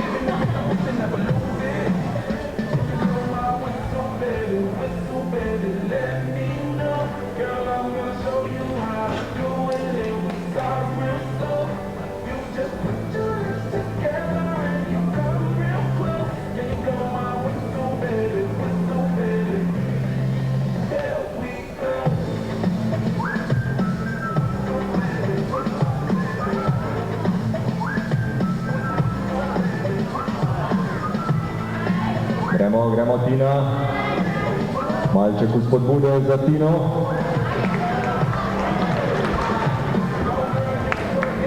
Konec kvalifikacij za Rusinjo Dinaro Dinara Fakhriddinova unfortunately falling on the second roof there. Mina Markovic.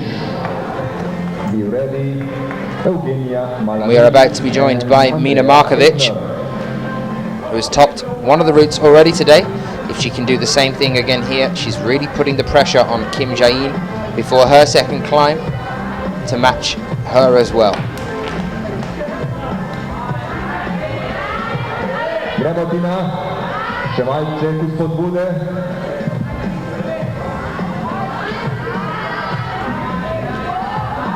Gremo.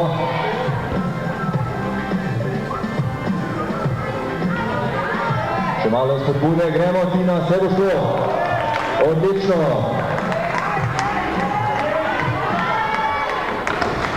There's a lot of support from her home crowd there for Tina Sesterzik. Unfortunately, not quite enough to see it to the top of the wall. The crowd now transfer their attention over to our next Slovenian athlete, Mina Markovic, who comes out for her second climb of today. Welcome if you are joining us. We are here in Kranj in Slovenia for another Lead World Cup.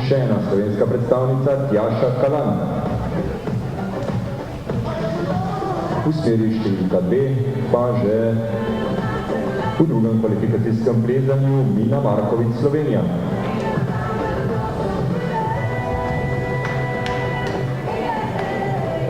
She competed here on her home turf earlier in the year as well. That was in Lågdragomir for the bouldering. She took gold there. She was the only athlete to top out on all of the routes or problems.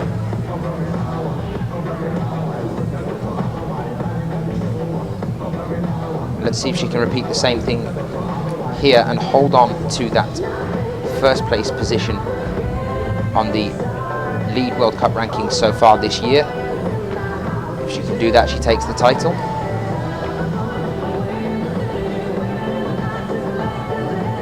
And there's Jenny Levada now coming out to join us as well on the right hand side for her second climb today. Not so great on her first climb.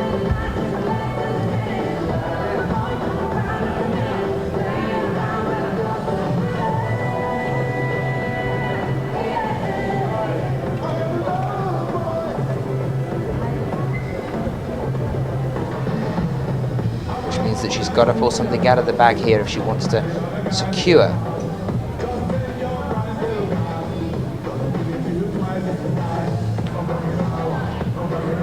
place into the semi-finals. PA saying, good morning, anything special with the guys earlier today? Well, if you missed any of the action for the men's qualifications earlier this morning, you can get yourself onto Facebook, like both of our pages for 24/7 TV and also for Sports Climbing 2020, and then go over to YouTube and watch them. The men's qualifications are already up on YouTube for you to go and have a look.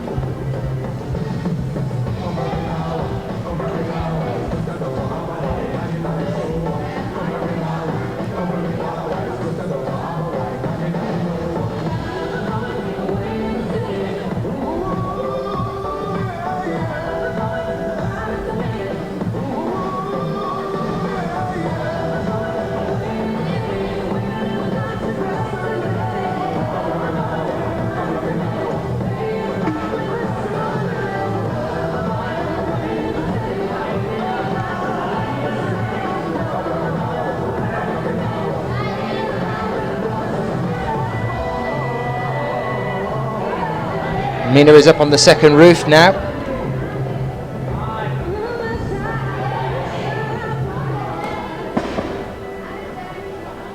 If she can do this, she's definitely putting the pressure on Kim Jae-in when she comes out in a few moments' time. Jenny Levada unfortunately falling at the butterfly on Route 1.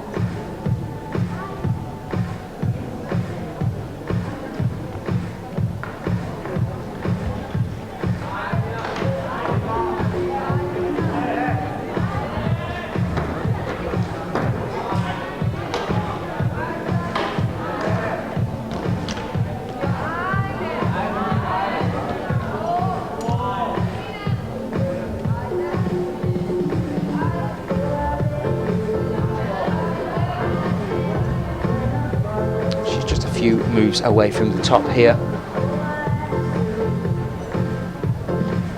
See her transferring her weight to take that next foothold. We saw Johanna Ernst in this position earlier.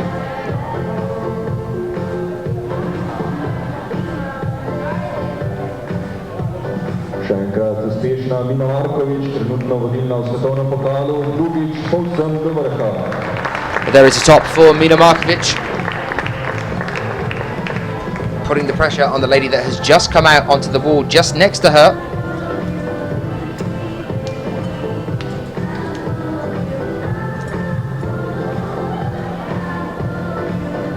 And that is Kim Jae-in. We'll be showing her her in a moment. There she is, just starting on the green route there now for her second climb of the day.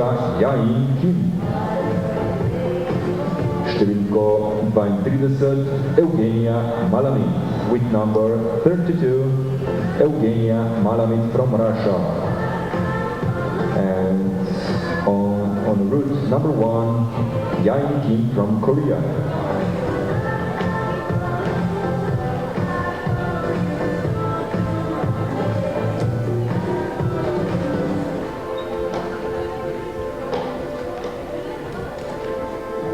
Kim Jae-in taking her time here, moving towards the first roof. She's going to have to start moving across to the right in a minute.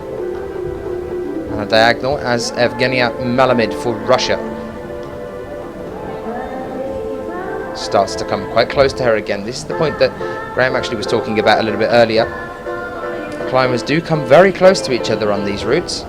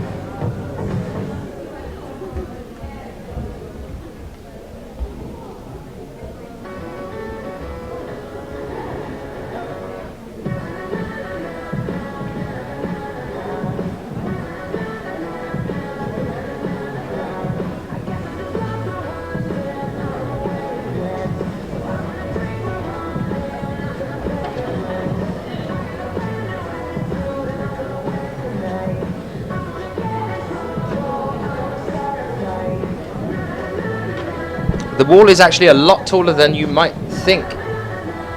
It's not a short wall by any stretch.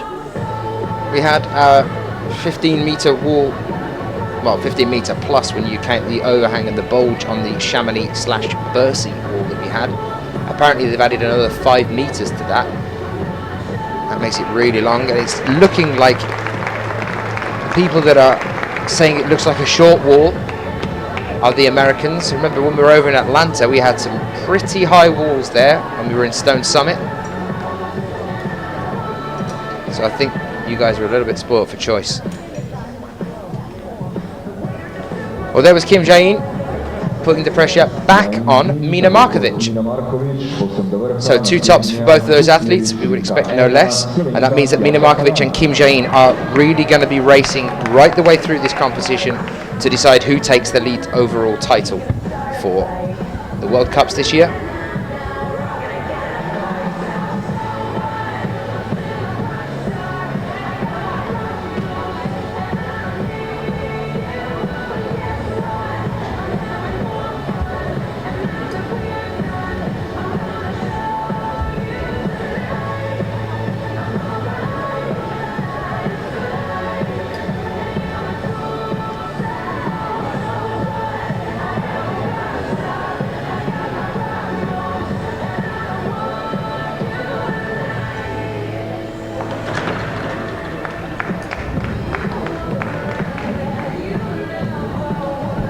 Kyle Warren saying it's not about how long the wall is, it's about the moves you use with the space you're given. Is that just a way of saying it's not the size, it's what you do with it?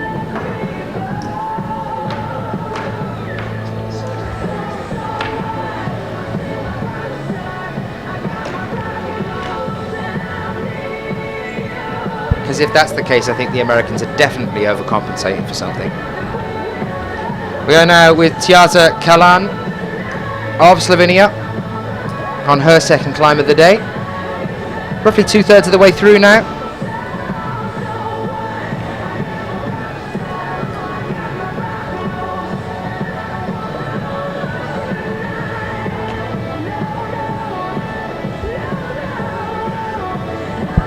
Only 16 years old. Born and lives in Kranj. Didn't do particularly great earlier. She's going to have to pull something out of the bag here if she wants to see herself through to the semi-finals. Andrea Ebner of Italy next to her. Actually on route 2, although she's on the left-hand side of your screen. Andrea Ebner, another 16-year-old. She was 5th in the female youth A lead category at the World Youth Championships in Singapore this year. 2nd at the European Youth Cup in speed in Pieve in Italy this year.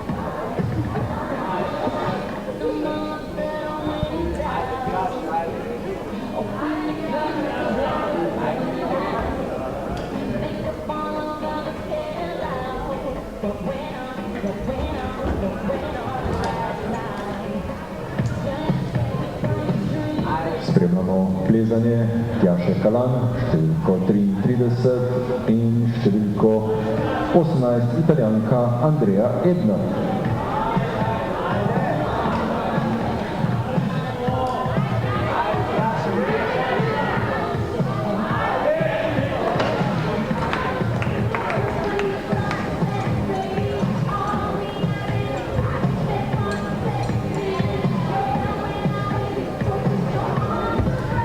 Next one, Solsa, be ready, Katarina, Zawarwine and Risa Ota.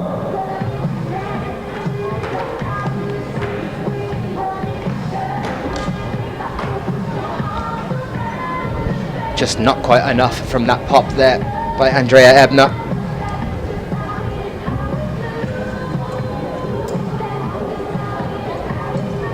Here is Hélène Janiko warming up. Move on to our next Korean athlete, Sa Sol.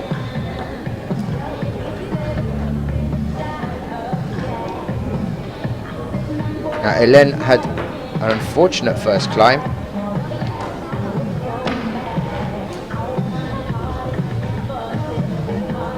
She's going to be looking to pull something out of the bag here.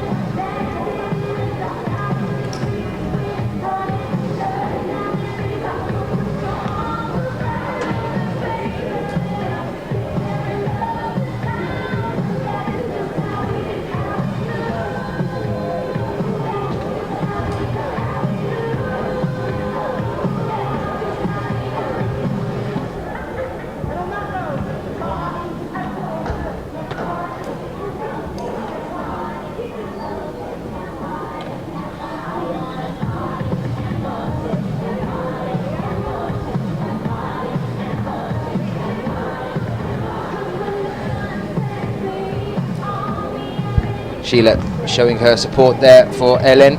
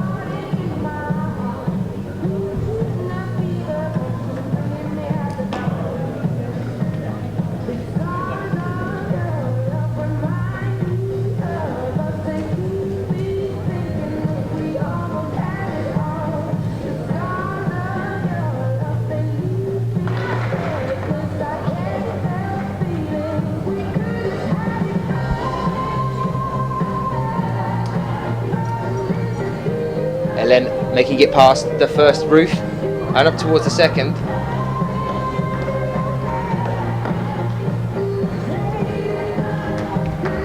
Still some support pouring in for her. Fortunately, no top there for Sat Sol. I have to just quickly say thank you to Bjorn for the website he just sent me. It's very informative.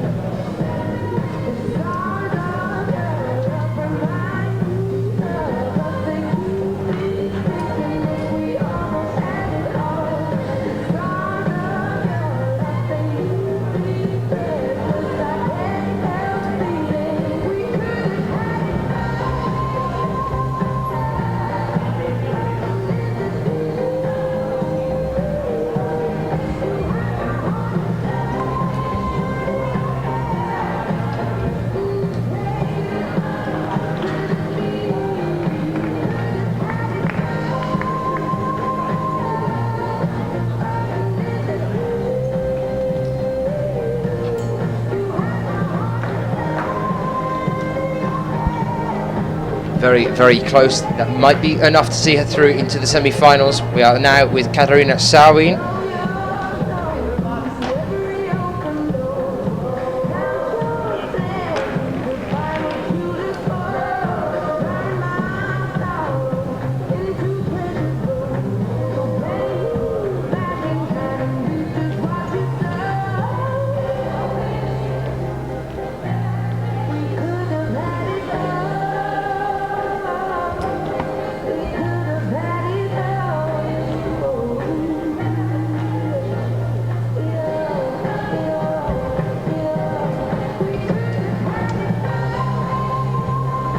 Remember as well to get yourself over onto the 24/7 TV Twitter page to receive any updates about what is happening next year when it starts to kick off. This is the last one till March.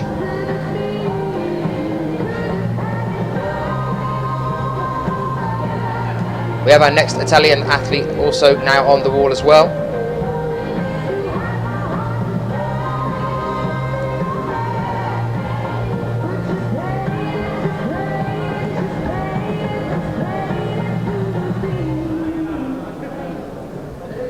Number 6, Katarina Zavarwine, and number 19, Claudia Risolfi.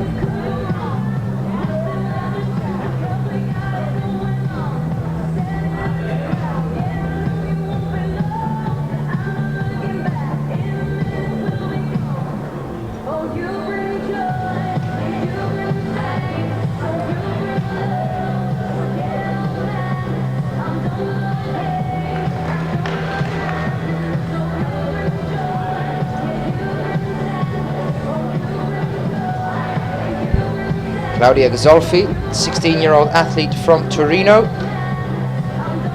Unfortunately, just coming off the wall. As I start to talk about her, commentator's curse. Next two competitors. She was 18th at the Female Youth A lead competition, the European Youth Cup for lead at Imst this year. Route number 2 from Austria, Katarina Posch. Next athletes. Tina Johansen Hafsas and Andrea To attack the wall. And for route number Katarina 1, Posch, 18-year-old athlete, world rank number 5. She's 5th on the world rankings. On the World Cup ranking for this year, she's currently 10th.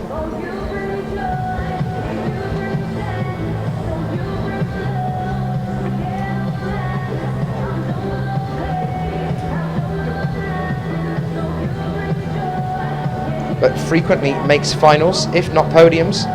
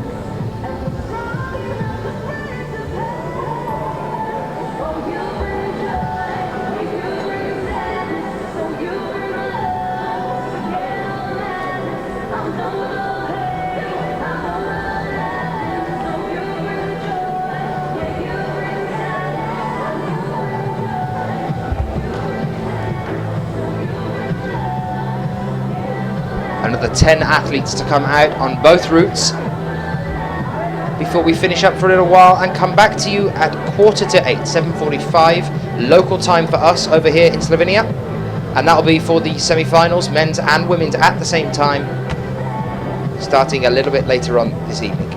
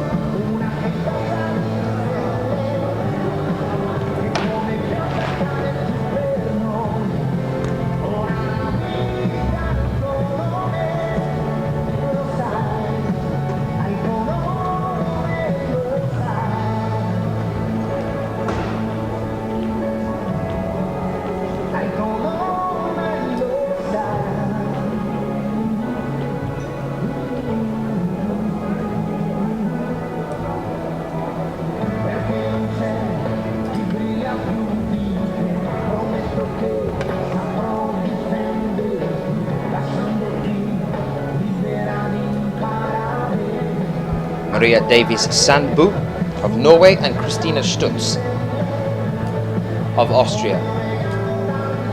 Currently right next to each other. These routes do start off very close to each other before they then spread out diagonally. There is a point where, depending on how fast the climbers climb, one of them is nearly directly above the other.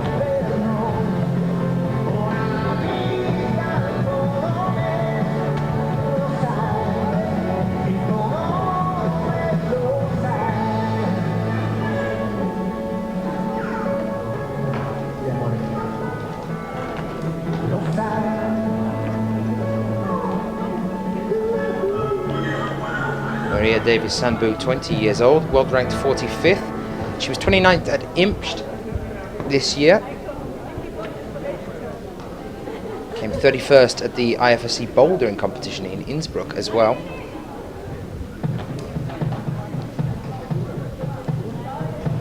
And came 7th at the Female Juniors Lead European Youth Cup at Kranj in 2011. So she has made a final, but that was in a juniors lead competition.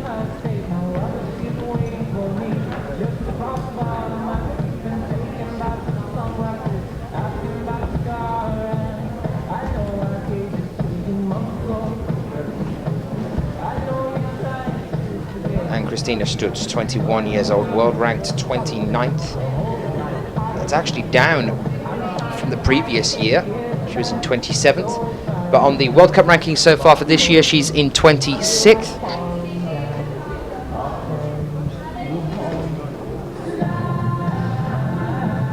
Most recent high result was a 5th place position on the Female Juniors Lead European Youth Series in Annecy in France in 2010. It's Andrea Pavlinkova, Czech Republic, getting ready to go on there.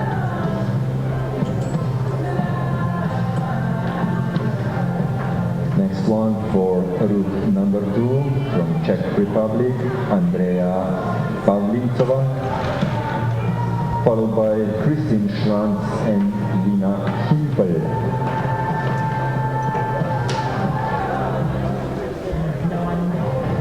And next one for route number 1 after Christina Stutz is from climber from Japan, Yuka Kobayashi, number 21, then Anna Iripa from Germany, and be ready also Magdalena Rock from Austria.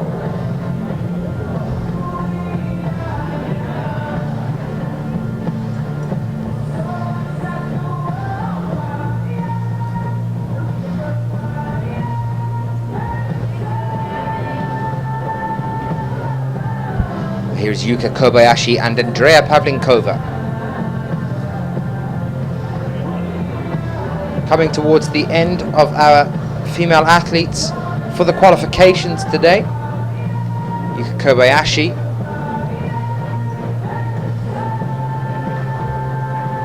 Nine athletes after her.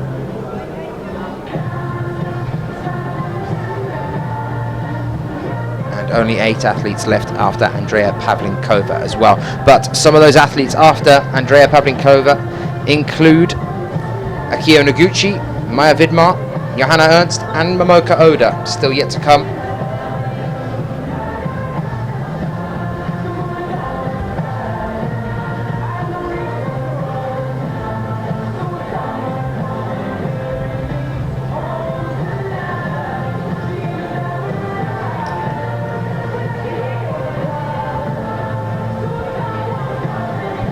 Taking a pause with the lean out there.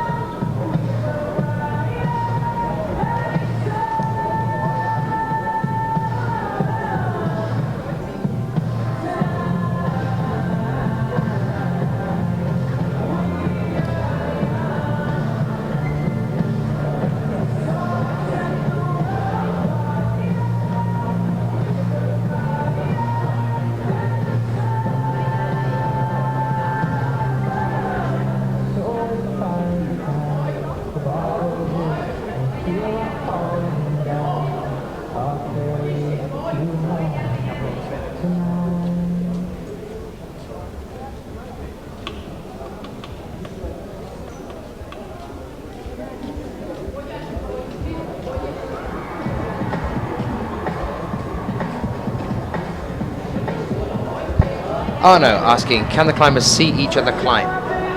I assume you mean whilst they're on the wall, or possibly waiting in front? We don't have a specific ISO for the qualifications, so there are a lot of climbers sitting down at the bottom of the wall watching the other climbers climb. In the qualifications,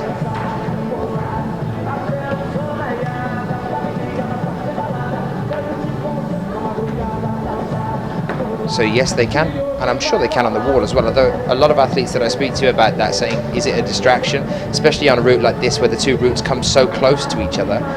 Does it put you off when you're climbing? And nearly always the answer is no, because you're so focused on what you're doing, you don't really have time to look across to another athlete, no matter how close they are. So Arno, no, not in the qualifications, no isolation, no, but there will be for the semis later on this evening and also for the finals as well.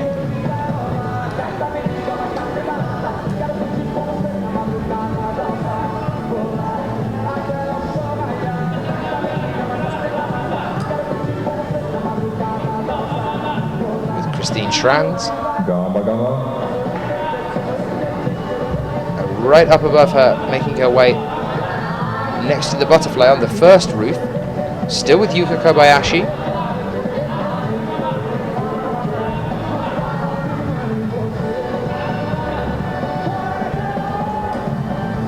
Let's cheer up Yuka.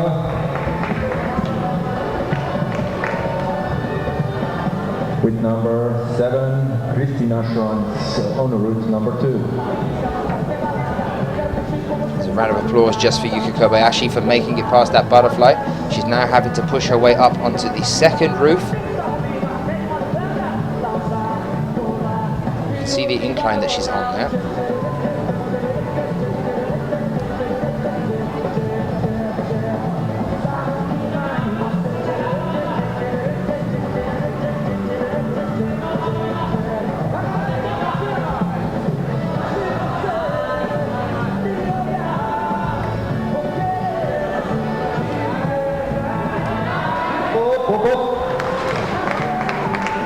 And it looked like she was going to hold on to that swing out for a moment there. Unfortunately, just slipping at the last. A round of applause from the crowd for Yuka Kobayashi for a very good second attempt. Christine Schranz now moving up to the point that we saw Andrea Pavlinkova coming off the wall a moment ago. Can Christine hold on here? Austria and Rebecca Stotz from Switzerland. Those are competitors for a route. You can really see how little there is there on her left hand to hold on to. They're not particularly positive holds. She's using the stepping stones now for a section before she pushes up into this second roof. And we're back with Anna Tiripa of Germany as well on the right hand side of your screen.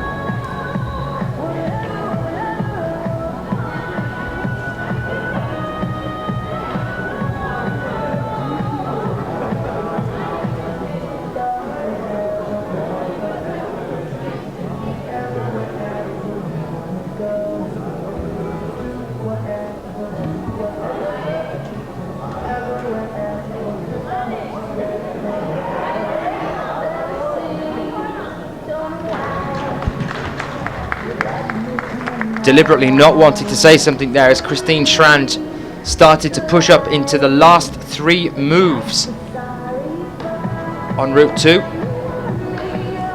Exceptional effort there. looking like we could be seeing her coming through into the semi-finals a little bit later on this evening.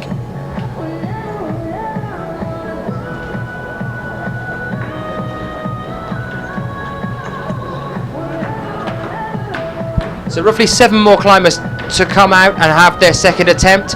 Remember though, guys, we have a little bit of a treat for you after we finish all the female climbers here, so don't go anywhere.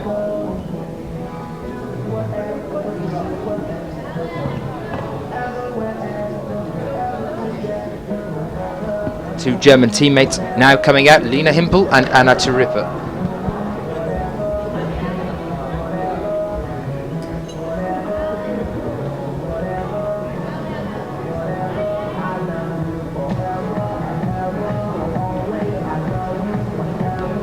We will of course be back at 7:45 this evening for the semi-finals.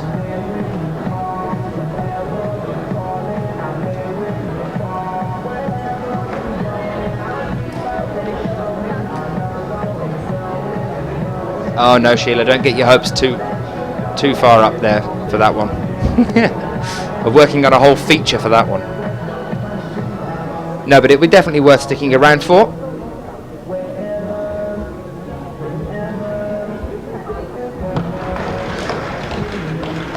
Looked like Anna Turippe was looking relatively stable there. Just popped out to the right. Couldn't quite hold on.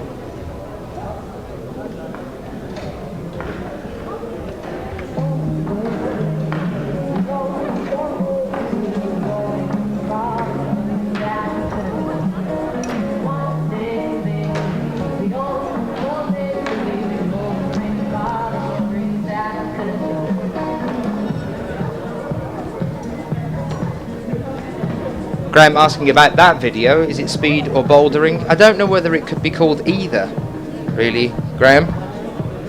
It wasn't really speed climbing and it wasn't really bouldering.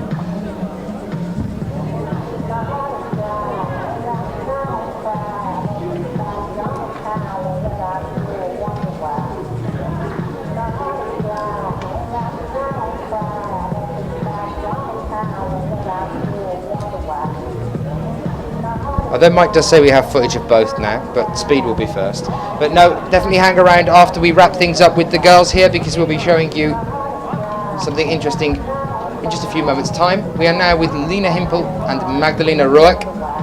Lena Himpel just on that swing out there now. If she can hold on here, she's going to be well on her way to the second roof. Magdalena Roek did very well on her first climb earlier today. Let's see how she gets on with her second one here. More question, do the men and women climb the semis at the same time? Yes, they will be. It's one route apiece. So it'll be women on one and men on the other.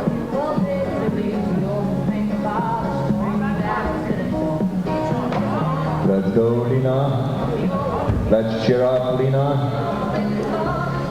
And yes, you're saying there are a lot less rest time for the women. That was one of the things I was talking to Jakob Schubert about earlier today.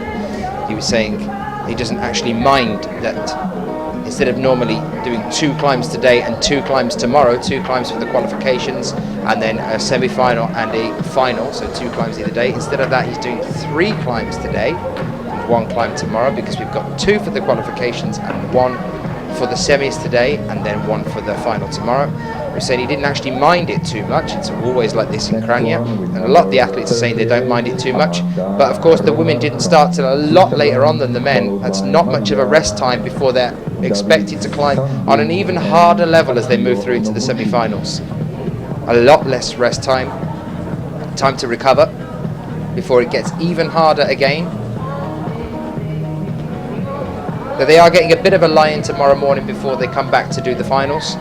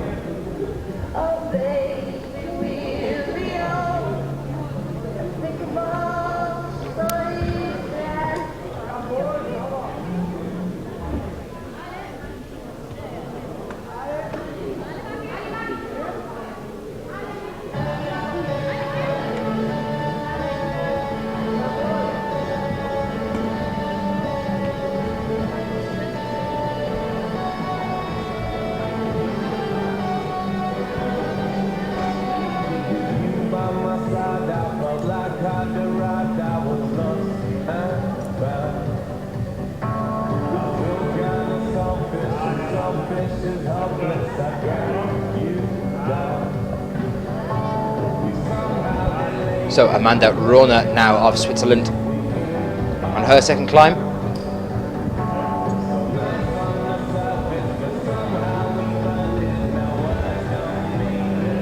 "19 years old, world ranked 85th. Highest results so far to date. It's a second place positioning in the Female Juniors Lead European Youth Cup in Imst in Austria this year, 2012. Came second there. Unfortunately not making it over the first roof here.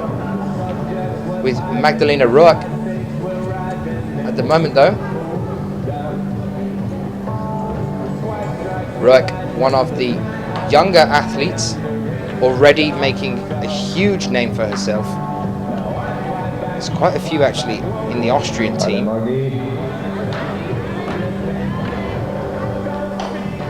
She's 18 years old and she's world ranked 8th.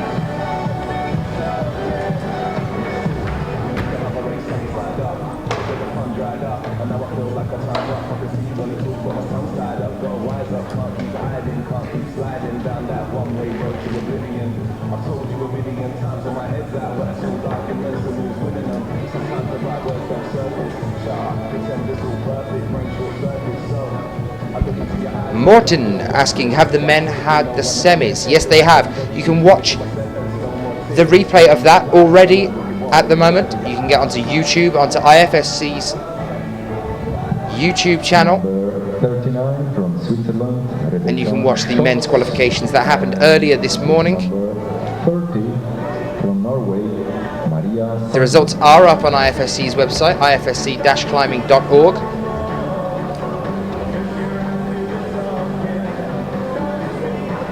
That was for the qualifications this morning for the men's. Sorry, Morton, you're asking whether they've had the semis yet. No, we are having the semis later on this evening. So yes, we definitely haven't got them. Graham's saying they're not on YouTube already. No, because we can't broadcast something from the future. Yes, sorry, the men's qualifications are already up online. That really would be good. The men's and the women's semi-finals. Morton, stay around. We're going to have a little bit of a break after we finish up with the women. We're on about 5 more to go on the climbers and their second climbs. And then we're going to come back at 7:45. That's 7:45 local time to bring you the semi-finals. And that will be men's and women's.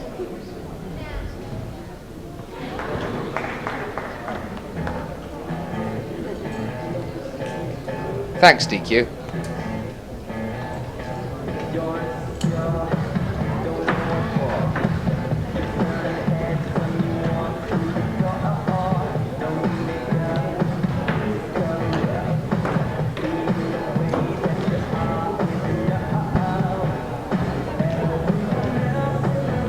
So one thing we haven't done for a little bit of time, while we're waiting for a turnaround and while Rebecca Stotts has a rest in between there, let's have a dance fun fact just briefly. Slovenia is home to as many as 260 individual waterfalls, out of which Bolka is the highest one. Just a random small fact. And look, Rebecca Stotts is back climbing. She must have heard and been driven on by it. Swiss athlete Rebecca Stotts.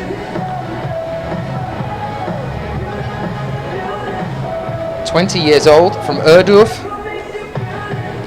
World ranked 26th.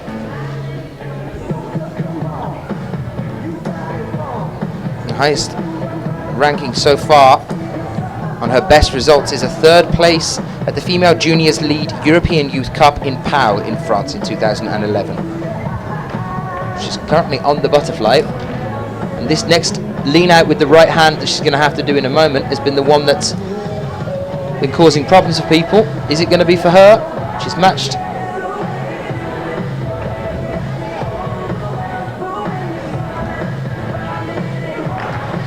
Unfortunately, no.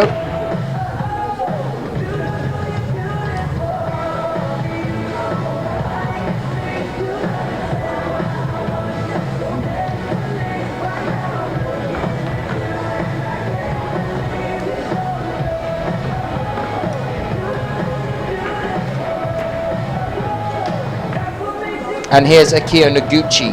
Remember earlier on she made it look really, really easy when she came out. It's going to be interesting to see how she gets on with this one.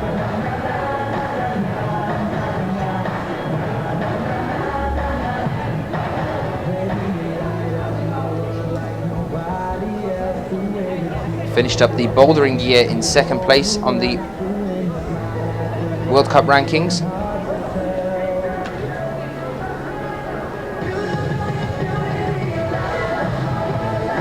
Some of the guys earlier today from the qualifications were saying that the routes are very boulder orientated.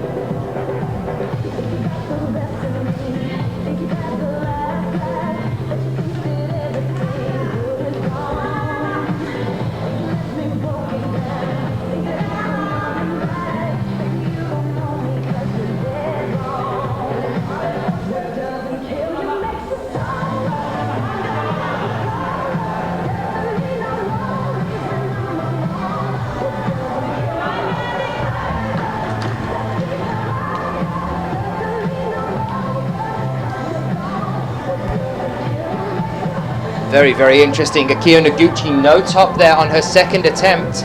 Stumped by the second roof. Weren't expecting that one. Barbara Bacher now out on the wall. Here she is at the first roof. She's going to start pushing up towards the butterfly. See how she gets on there. Interesting to see Akio Noguchi not topping.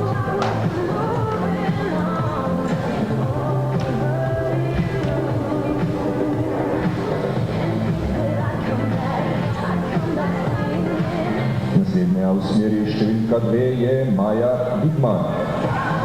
With number 1, we can watch Barbara Bacher from Austria in route number 1. Be ready, Charlotte Durif and Jessica Hiltz. After Maja Wittmann, we will see Johanna Ahrens and Momoka Oda.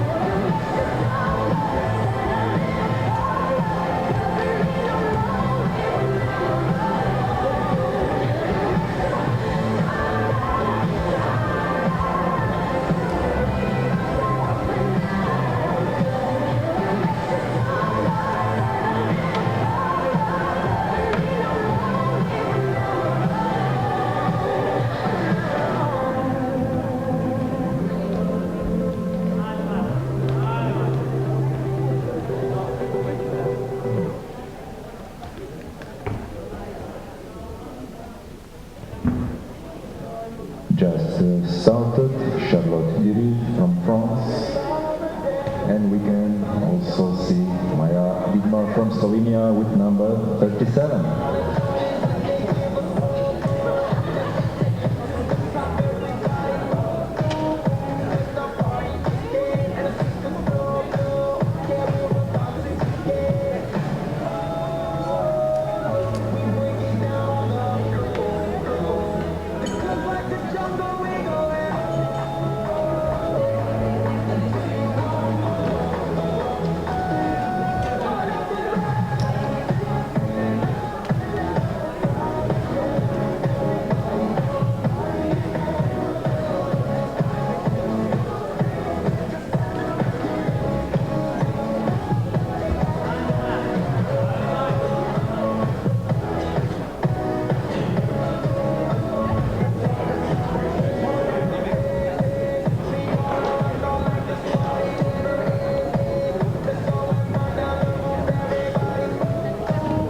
Maja Vidmar again here. She had a top earlier today. She needs to do the same thing again here as well.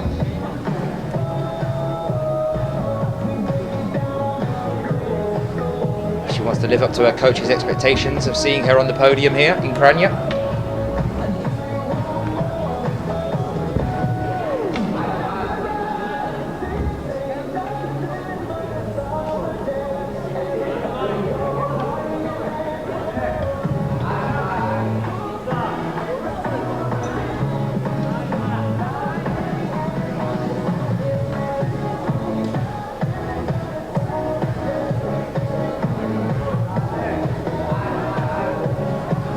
Andy there saying about her having headphones on. Would it be allowed to have headphones on to communicate?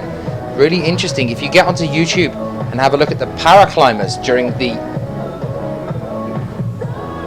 World Championships earlier this year in Paris, that is actually how the blind climbers work.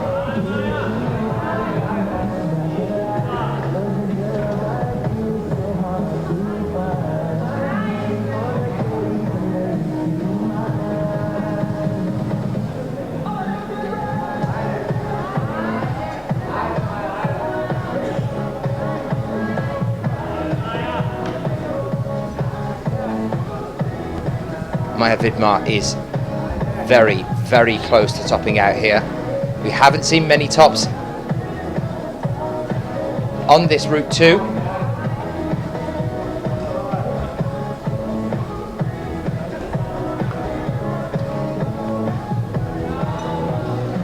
Odlična predstava Maje Markovič, oziroma Maje Vidmar, se opravičujem. Maje Vidmar. In seveda tudi Mine Markovič, obeh slovenskih tekmovalk. Naslednja, predzadnja tekmovalka. Charlotte Durif about to make this difficult move we were talking about. Seems like the reach out to the right is okay, but that pop up to the left that you just saw her do is the one that's brought a lot of the athletes down on Route 1. No, za konec nam ostane še ena slovenska predstavnica, in sicer Anja Šerbinek, ki bo nastopila kot... So just two more climbers to come now on Route 2. Johanna Ernst and Momoka Oda. S plezanjem pa torej je že začela Johanna Ernst, Avstrija. Two names you undoubtedly know quite well. And there is Johanna Ernst, wasting no time getting onto the wall there.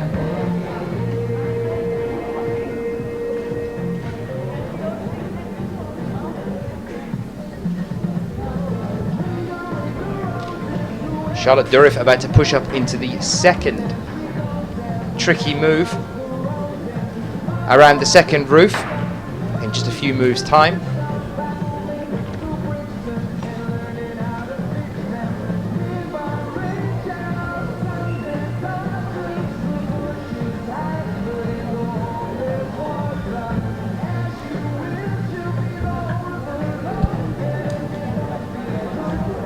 Well, I'm not entirely sure whether Vidmar did top then. It looked like she did.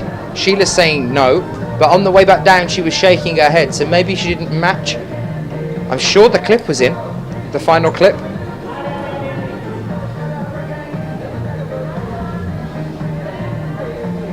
Sheila following the same trail of thought as me there as well. She was shaking her head on the way down. But I believe she topped.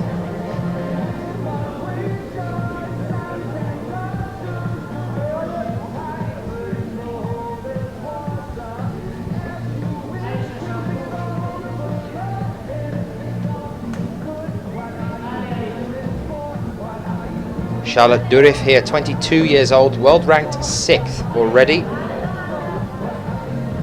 She's been holding that 6th place since 2010. She dropped down to 9th in 2011, but she's back up again to 6th this year.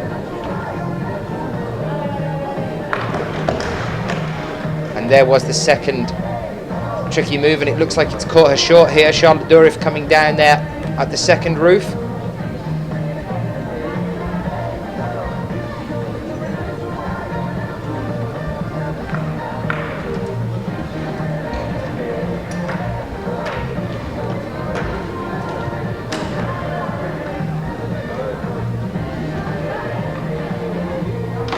Groovy asking where is Angela, the number 1 from Austria.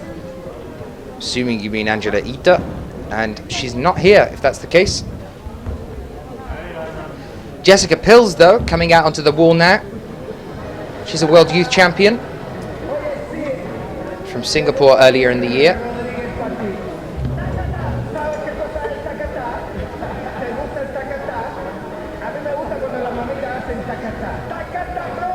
Can Johanna Ernst match what Maja Vidmar and Mina Markovic have done so far on this second route?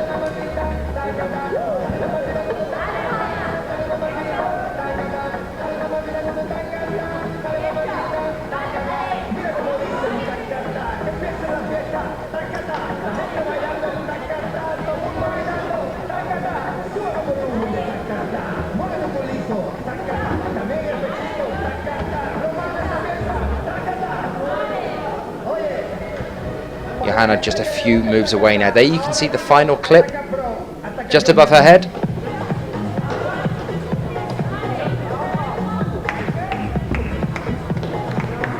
She just needs to secure it now, and then that'll be a top. There it is, Johanna Ernst, which I believe will put her in 3rd place in her group, but then we've also got the other group in which Kim Jae-in has topped both.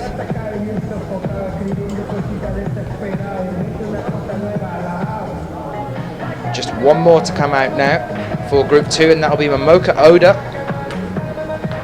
on the wall in just a few seconds' time.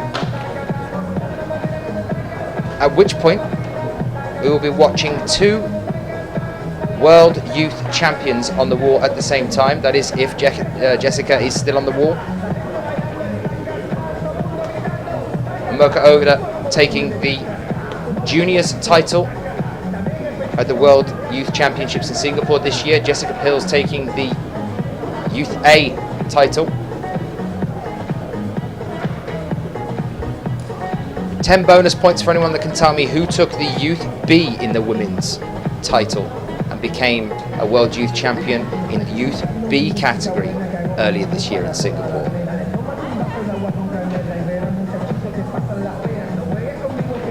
And there you are, Momoka Oda and Jessica Pills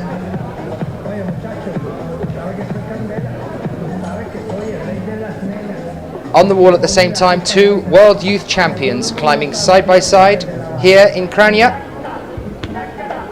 Well done, Sheila, and more. It was Jakob Schubert's younger sister, Hannah Schubert.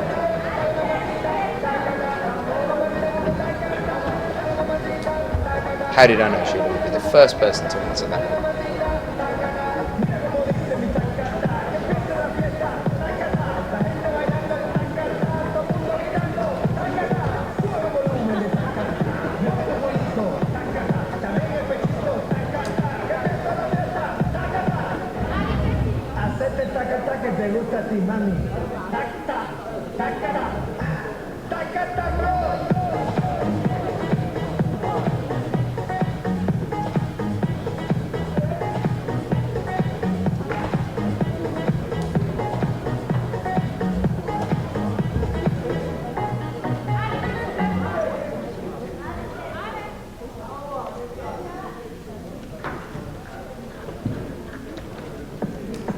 Sheila saying she can still see her sitting in the sand, completely gobsmacked that she'd won.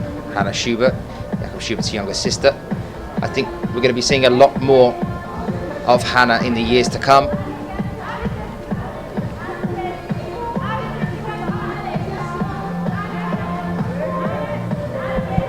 Mike making a very interesting point. Anyone can see her sitting in the sand gobsmacked. If you get onto YouTube, the replay for that exact moment is online. You can go and watch all of the replays of the World Youth Championships in Singapore and see Jessica Pills, who was just moving into that second Trixie section, just like we saw a few moments ago. It causing a problem for some of the other athletes.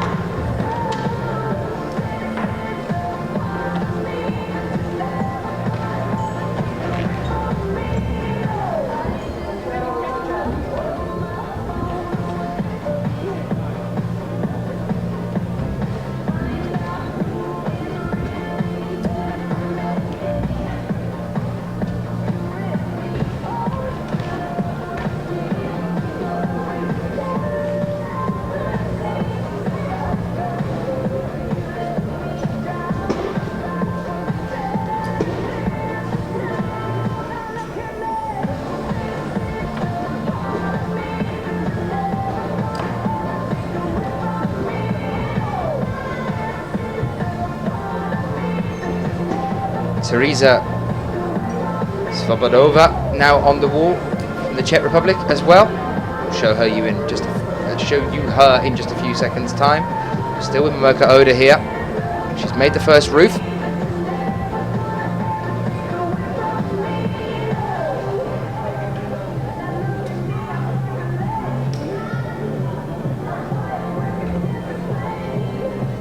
Taking a moment to pause and shake out the arms.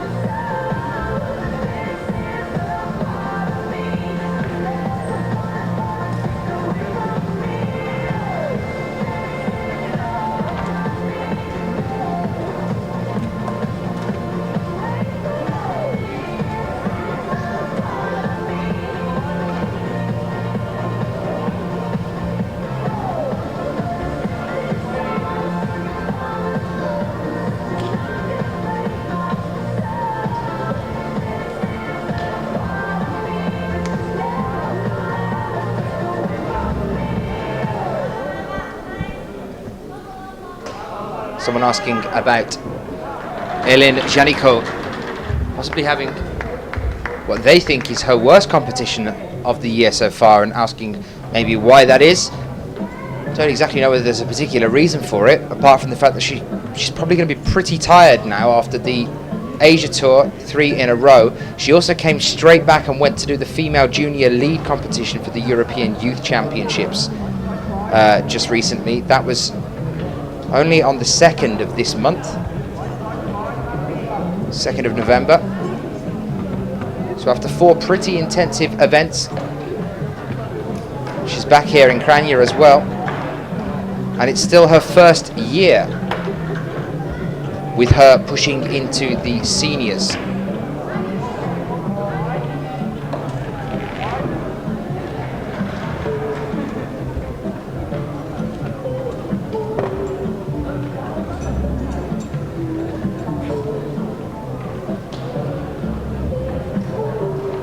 Not quite sure what you mean by that, Sheila. Teresa Svobodova now down on the floor again. And Hannah Beer gets ready to make her second climb of the day.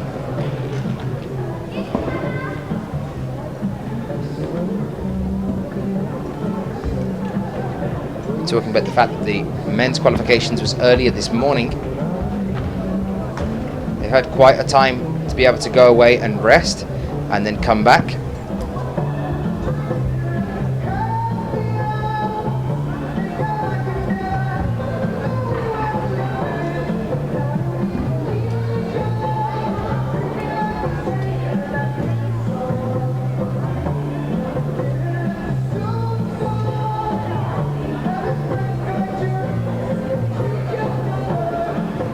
Sheila talking about, I think, a cup at Chamonix. I don't know, I might be getting myself confused here, but I have the females junior lead competition for the European Youth Championship at Jamazat in France, 2012, with a silver medal for Hélène Janicot.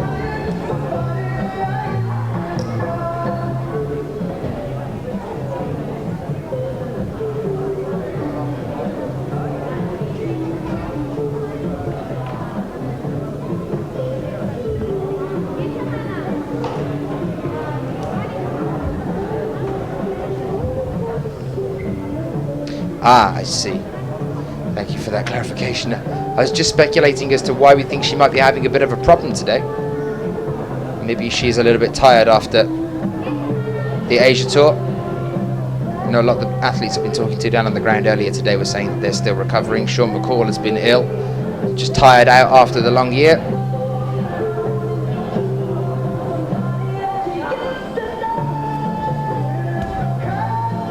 So we are finished now on Route 2 for the day. Momoka Oda was the last one for us. We're now with Hannah Beer of Germany. Last two competitors, number 15, Hannah Bayer from Germany, and the last And after her, there is just Anja Srbinek of Slovenia to come out, before we give you guys a little bit of a treat and then leave you for a few hours before we come back live at 7:45 to bring you the semi-finals here at Kranj.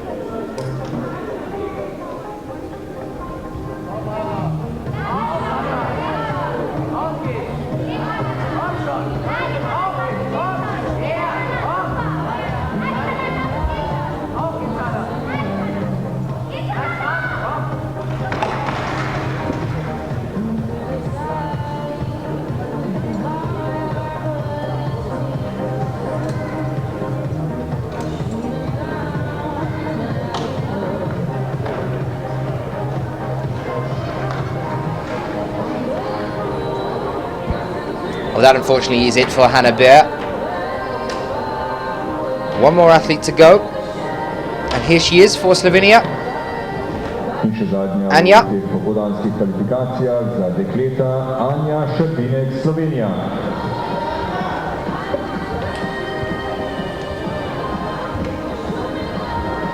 front of her home crowd, trying to make it through into the semi-finals.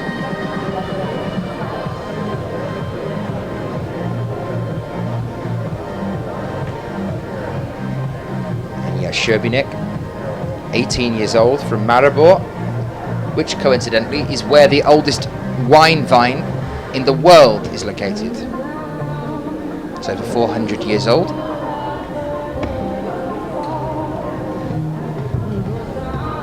And yet Anja is too young to drink it at only 18.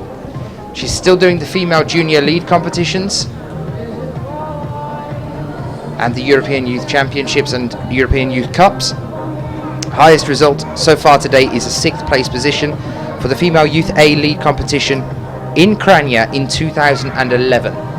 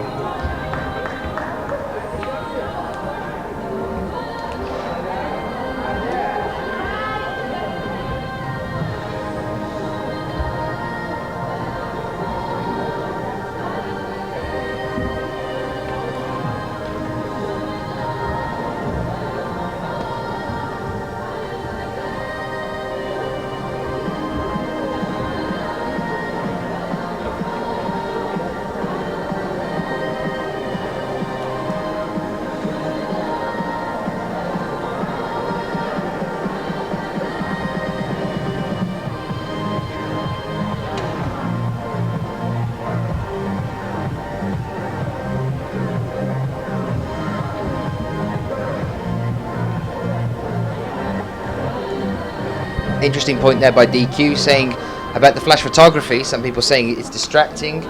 Graham saying it's not, it can't be because the athletes never mention it to us. DQ saying I'd be willing to bet that they're so focused on the climb itself that they don't even notice the flashes. And that's something that I've said to quite a few climbers now about climbing on a wall right next to another climber. Does that not distract you, seeing them move around, maybe attempting a route that you've tried earlier in the day?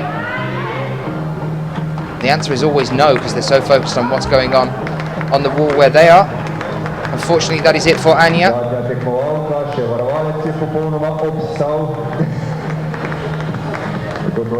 And that is also the last climb of the qualifications. So the results will now start to pour in. We will know exactly who our 26 from the women's are going to be. We already know who our 26 from the men's are going to be. You can watch that replay on YouTube already now. It is up online, ready for you to peruse at your own pleasure. And the results are, of course, on ifsc-climbing.org. Here is female qualification Group 2, the results as they stand at the moment. So we have a four-way split for equal first at the moment, with, coincidentally, 3 of the top 4 World Cup lead ranking position holders. That's Mina Markovic, Kim Jae-in, and also Johanna Ernst. There you can see scaffolding coming in for the route setters to start getting ready for the semi-finals.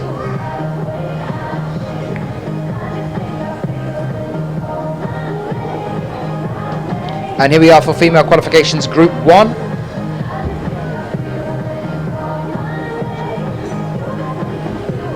A few more equal firsts in this one. And 6 altogether there. Mina Markovic, Christine Schranz, Akio Noguchi, Maya Vidmar, Momoka Oda, and Kim Jae-in. So it's looking like all of these athletes are now going to be making it through into the semi-finals. And here, as promised, is that little treat that we said stay around for. I'll be back with you in a few moments' time to bid you adieu for the 3 hours before we come back to you and show you the semi-finals.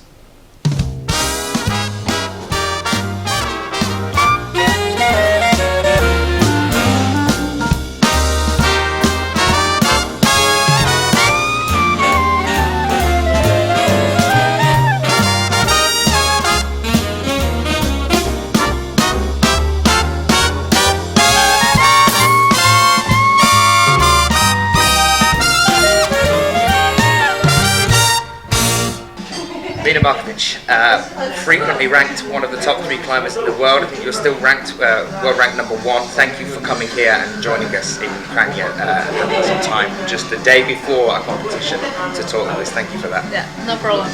So I wanted to start things off with just a general, which I like to do with a lot of climbers, which is just asking you how you got into the sport initially. What was it that started you off as a climber?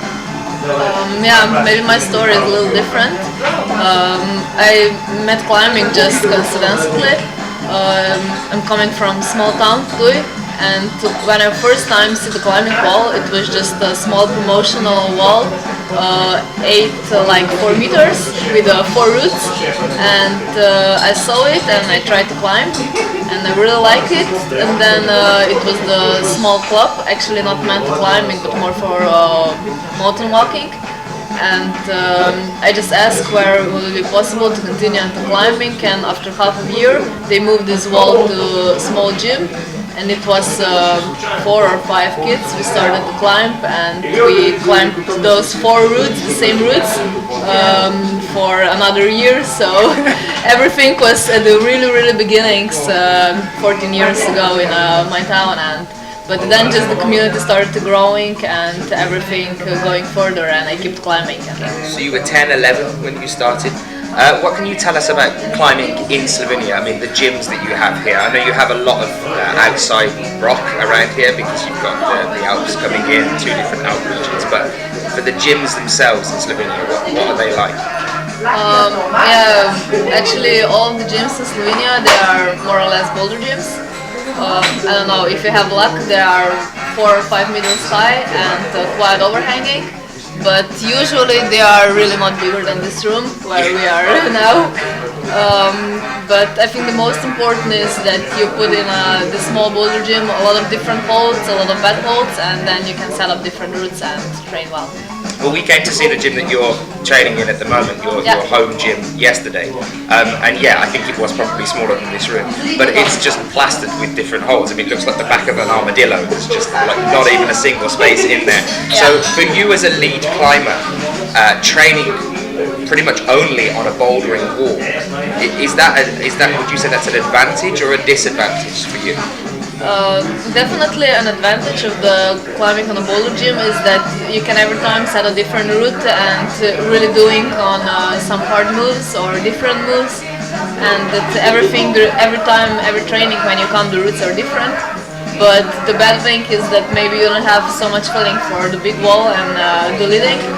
But I think also with the team this year, or actually already previous year, we're doing good thing going to training on bigger walls abroad because they have them and we do not have them.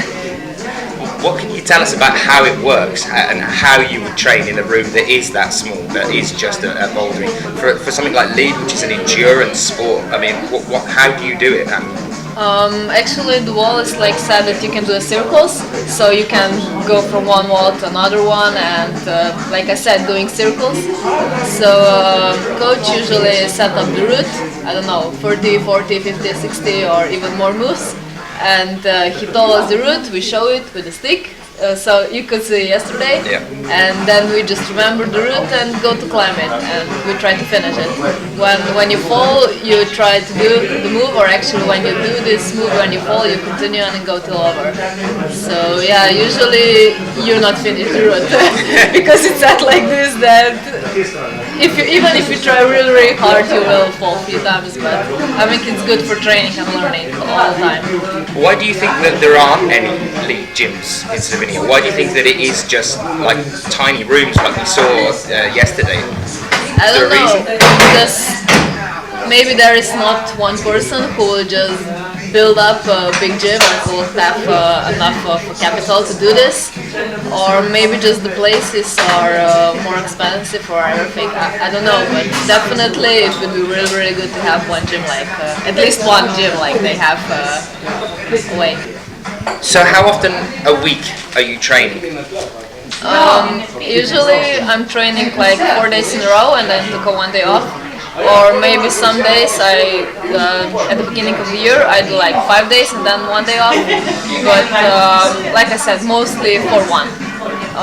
But my training, especially if I train just in this boulder gym where you were yesterday, then the trainings are not so long, I don't know, about 2.5, 3 hours, something like this. But it's quite really intensive, like I came and warm up, then I go one route, when I finish I look another one, I go another route, so it's not like sitting down and hanging around. Like I come, it's almost constantly on the wall. So maybe 2 or 3 hours for someone who's also climbing don't hurt so much, but it's all the time quite intensive work. So I think it's no need to be longer. But if we're going somewhere out, or I don't know, we have national trainings on different wall and there is also more people, then everything took more time and you can also do other things. So talking about national training and having more people around and how that affects you as a sports climber, what about Olympics in 2020? Do you think it's going to change the way that you as a sports climber train, or do you think it change anything about your attitude towards it? For me personally, I will still love climbing and just climb for my pleasure like I'm doing now. But I think for sport, or maybe for some people, they will trying to do harder or everything else, but I don't know, for me personally, I just like to climb and I will keep climbing. Do you think it's a good thing? I think probably it is, because the sport will develop, and climbing is definitely a really interesting sport and everything, and I think it deserves a place there. And the last thing I wanted to ask you was, for you, you've had a really, really good year this year. What was the highlight for you of 2012 in the season? Lead or bouldering? You've been doing both. I think definitely the first half of the year I was in a really, really good shape. the same. Also, bouldering can also be lit, but you could see, I don't know, even winning in Lock and then winning a lit in Chamonix. But then, as you know, I had a little bad luck in Munich with a broken finger, and since there, I just trying to climb as good as I can. But excited about Kranj? Yeah, sure. Lena, thank you very much for joining us. Yeah, thank you Cheers. for the interview. Cheers.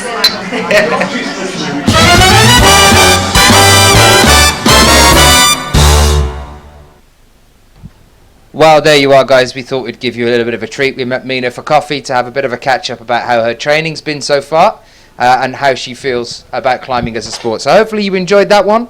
We're going to leave you now for a few hours. We will be back at 7:45 local time to kick things off at 8 o'clock with the semi-finals for men and for women here in Kranj. Thanks for joining us. We'll see you in a few hours' time.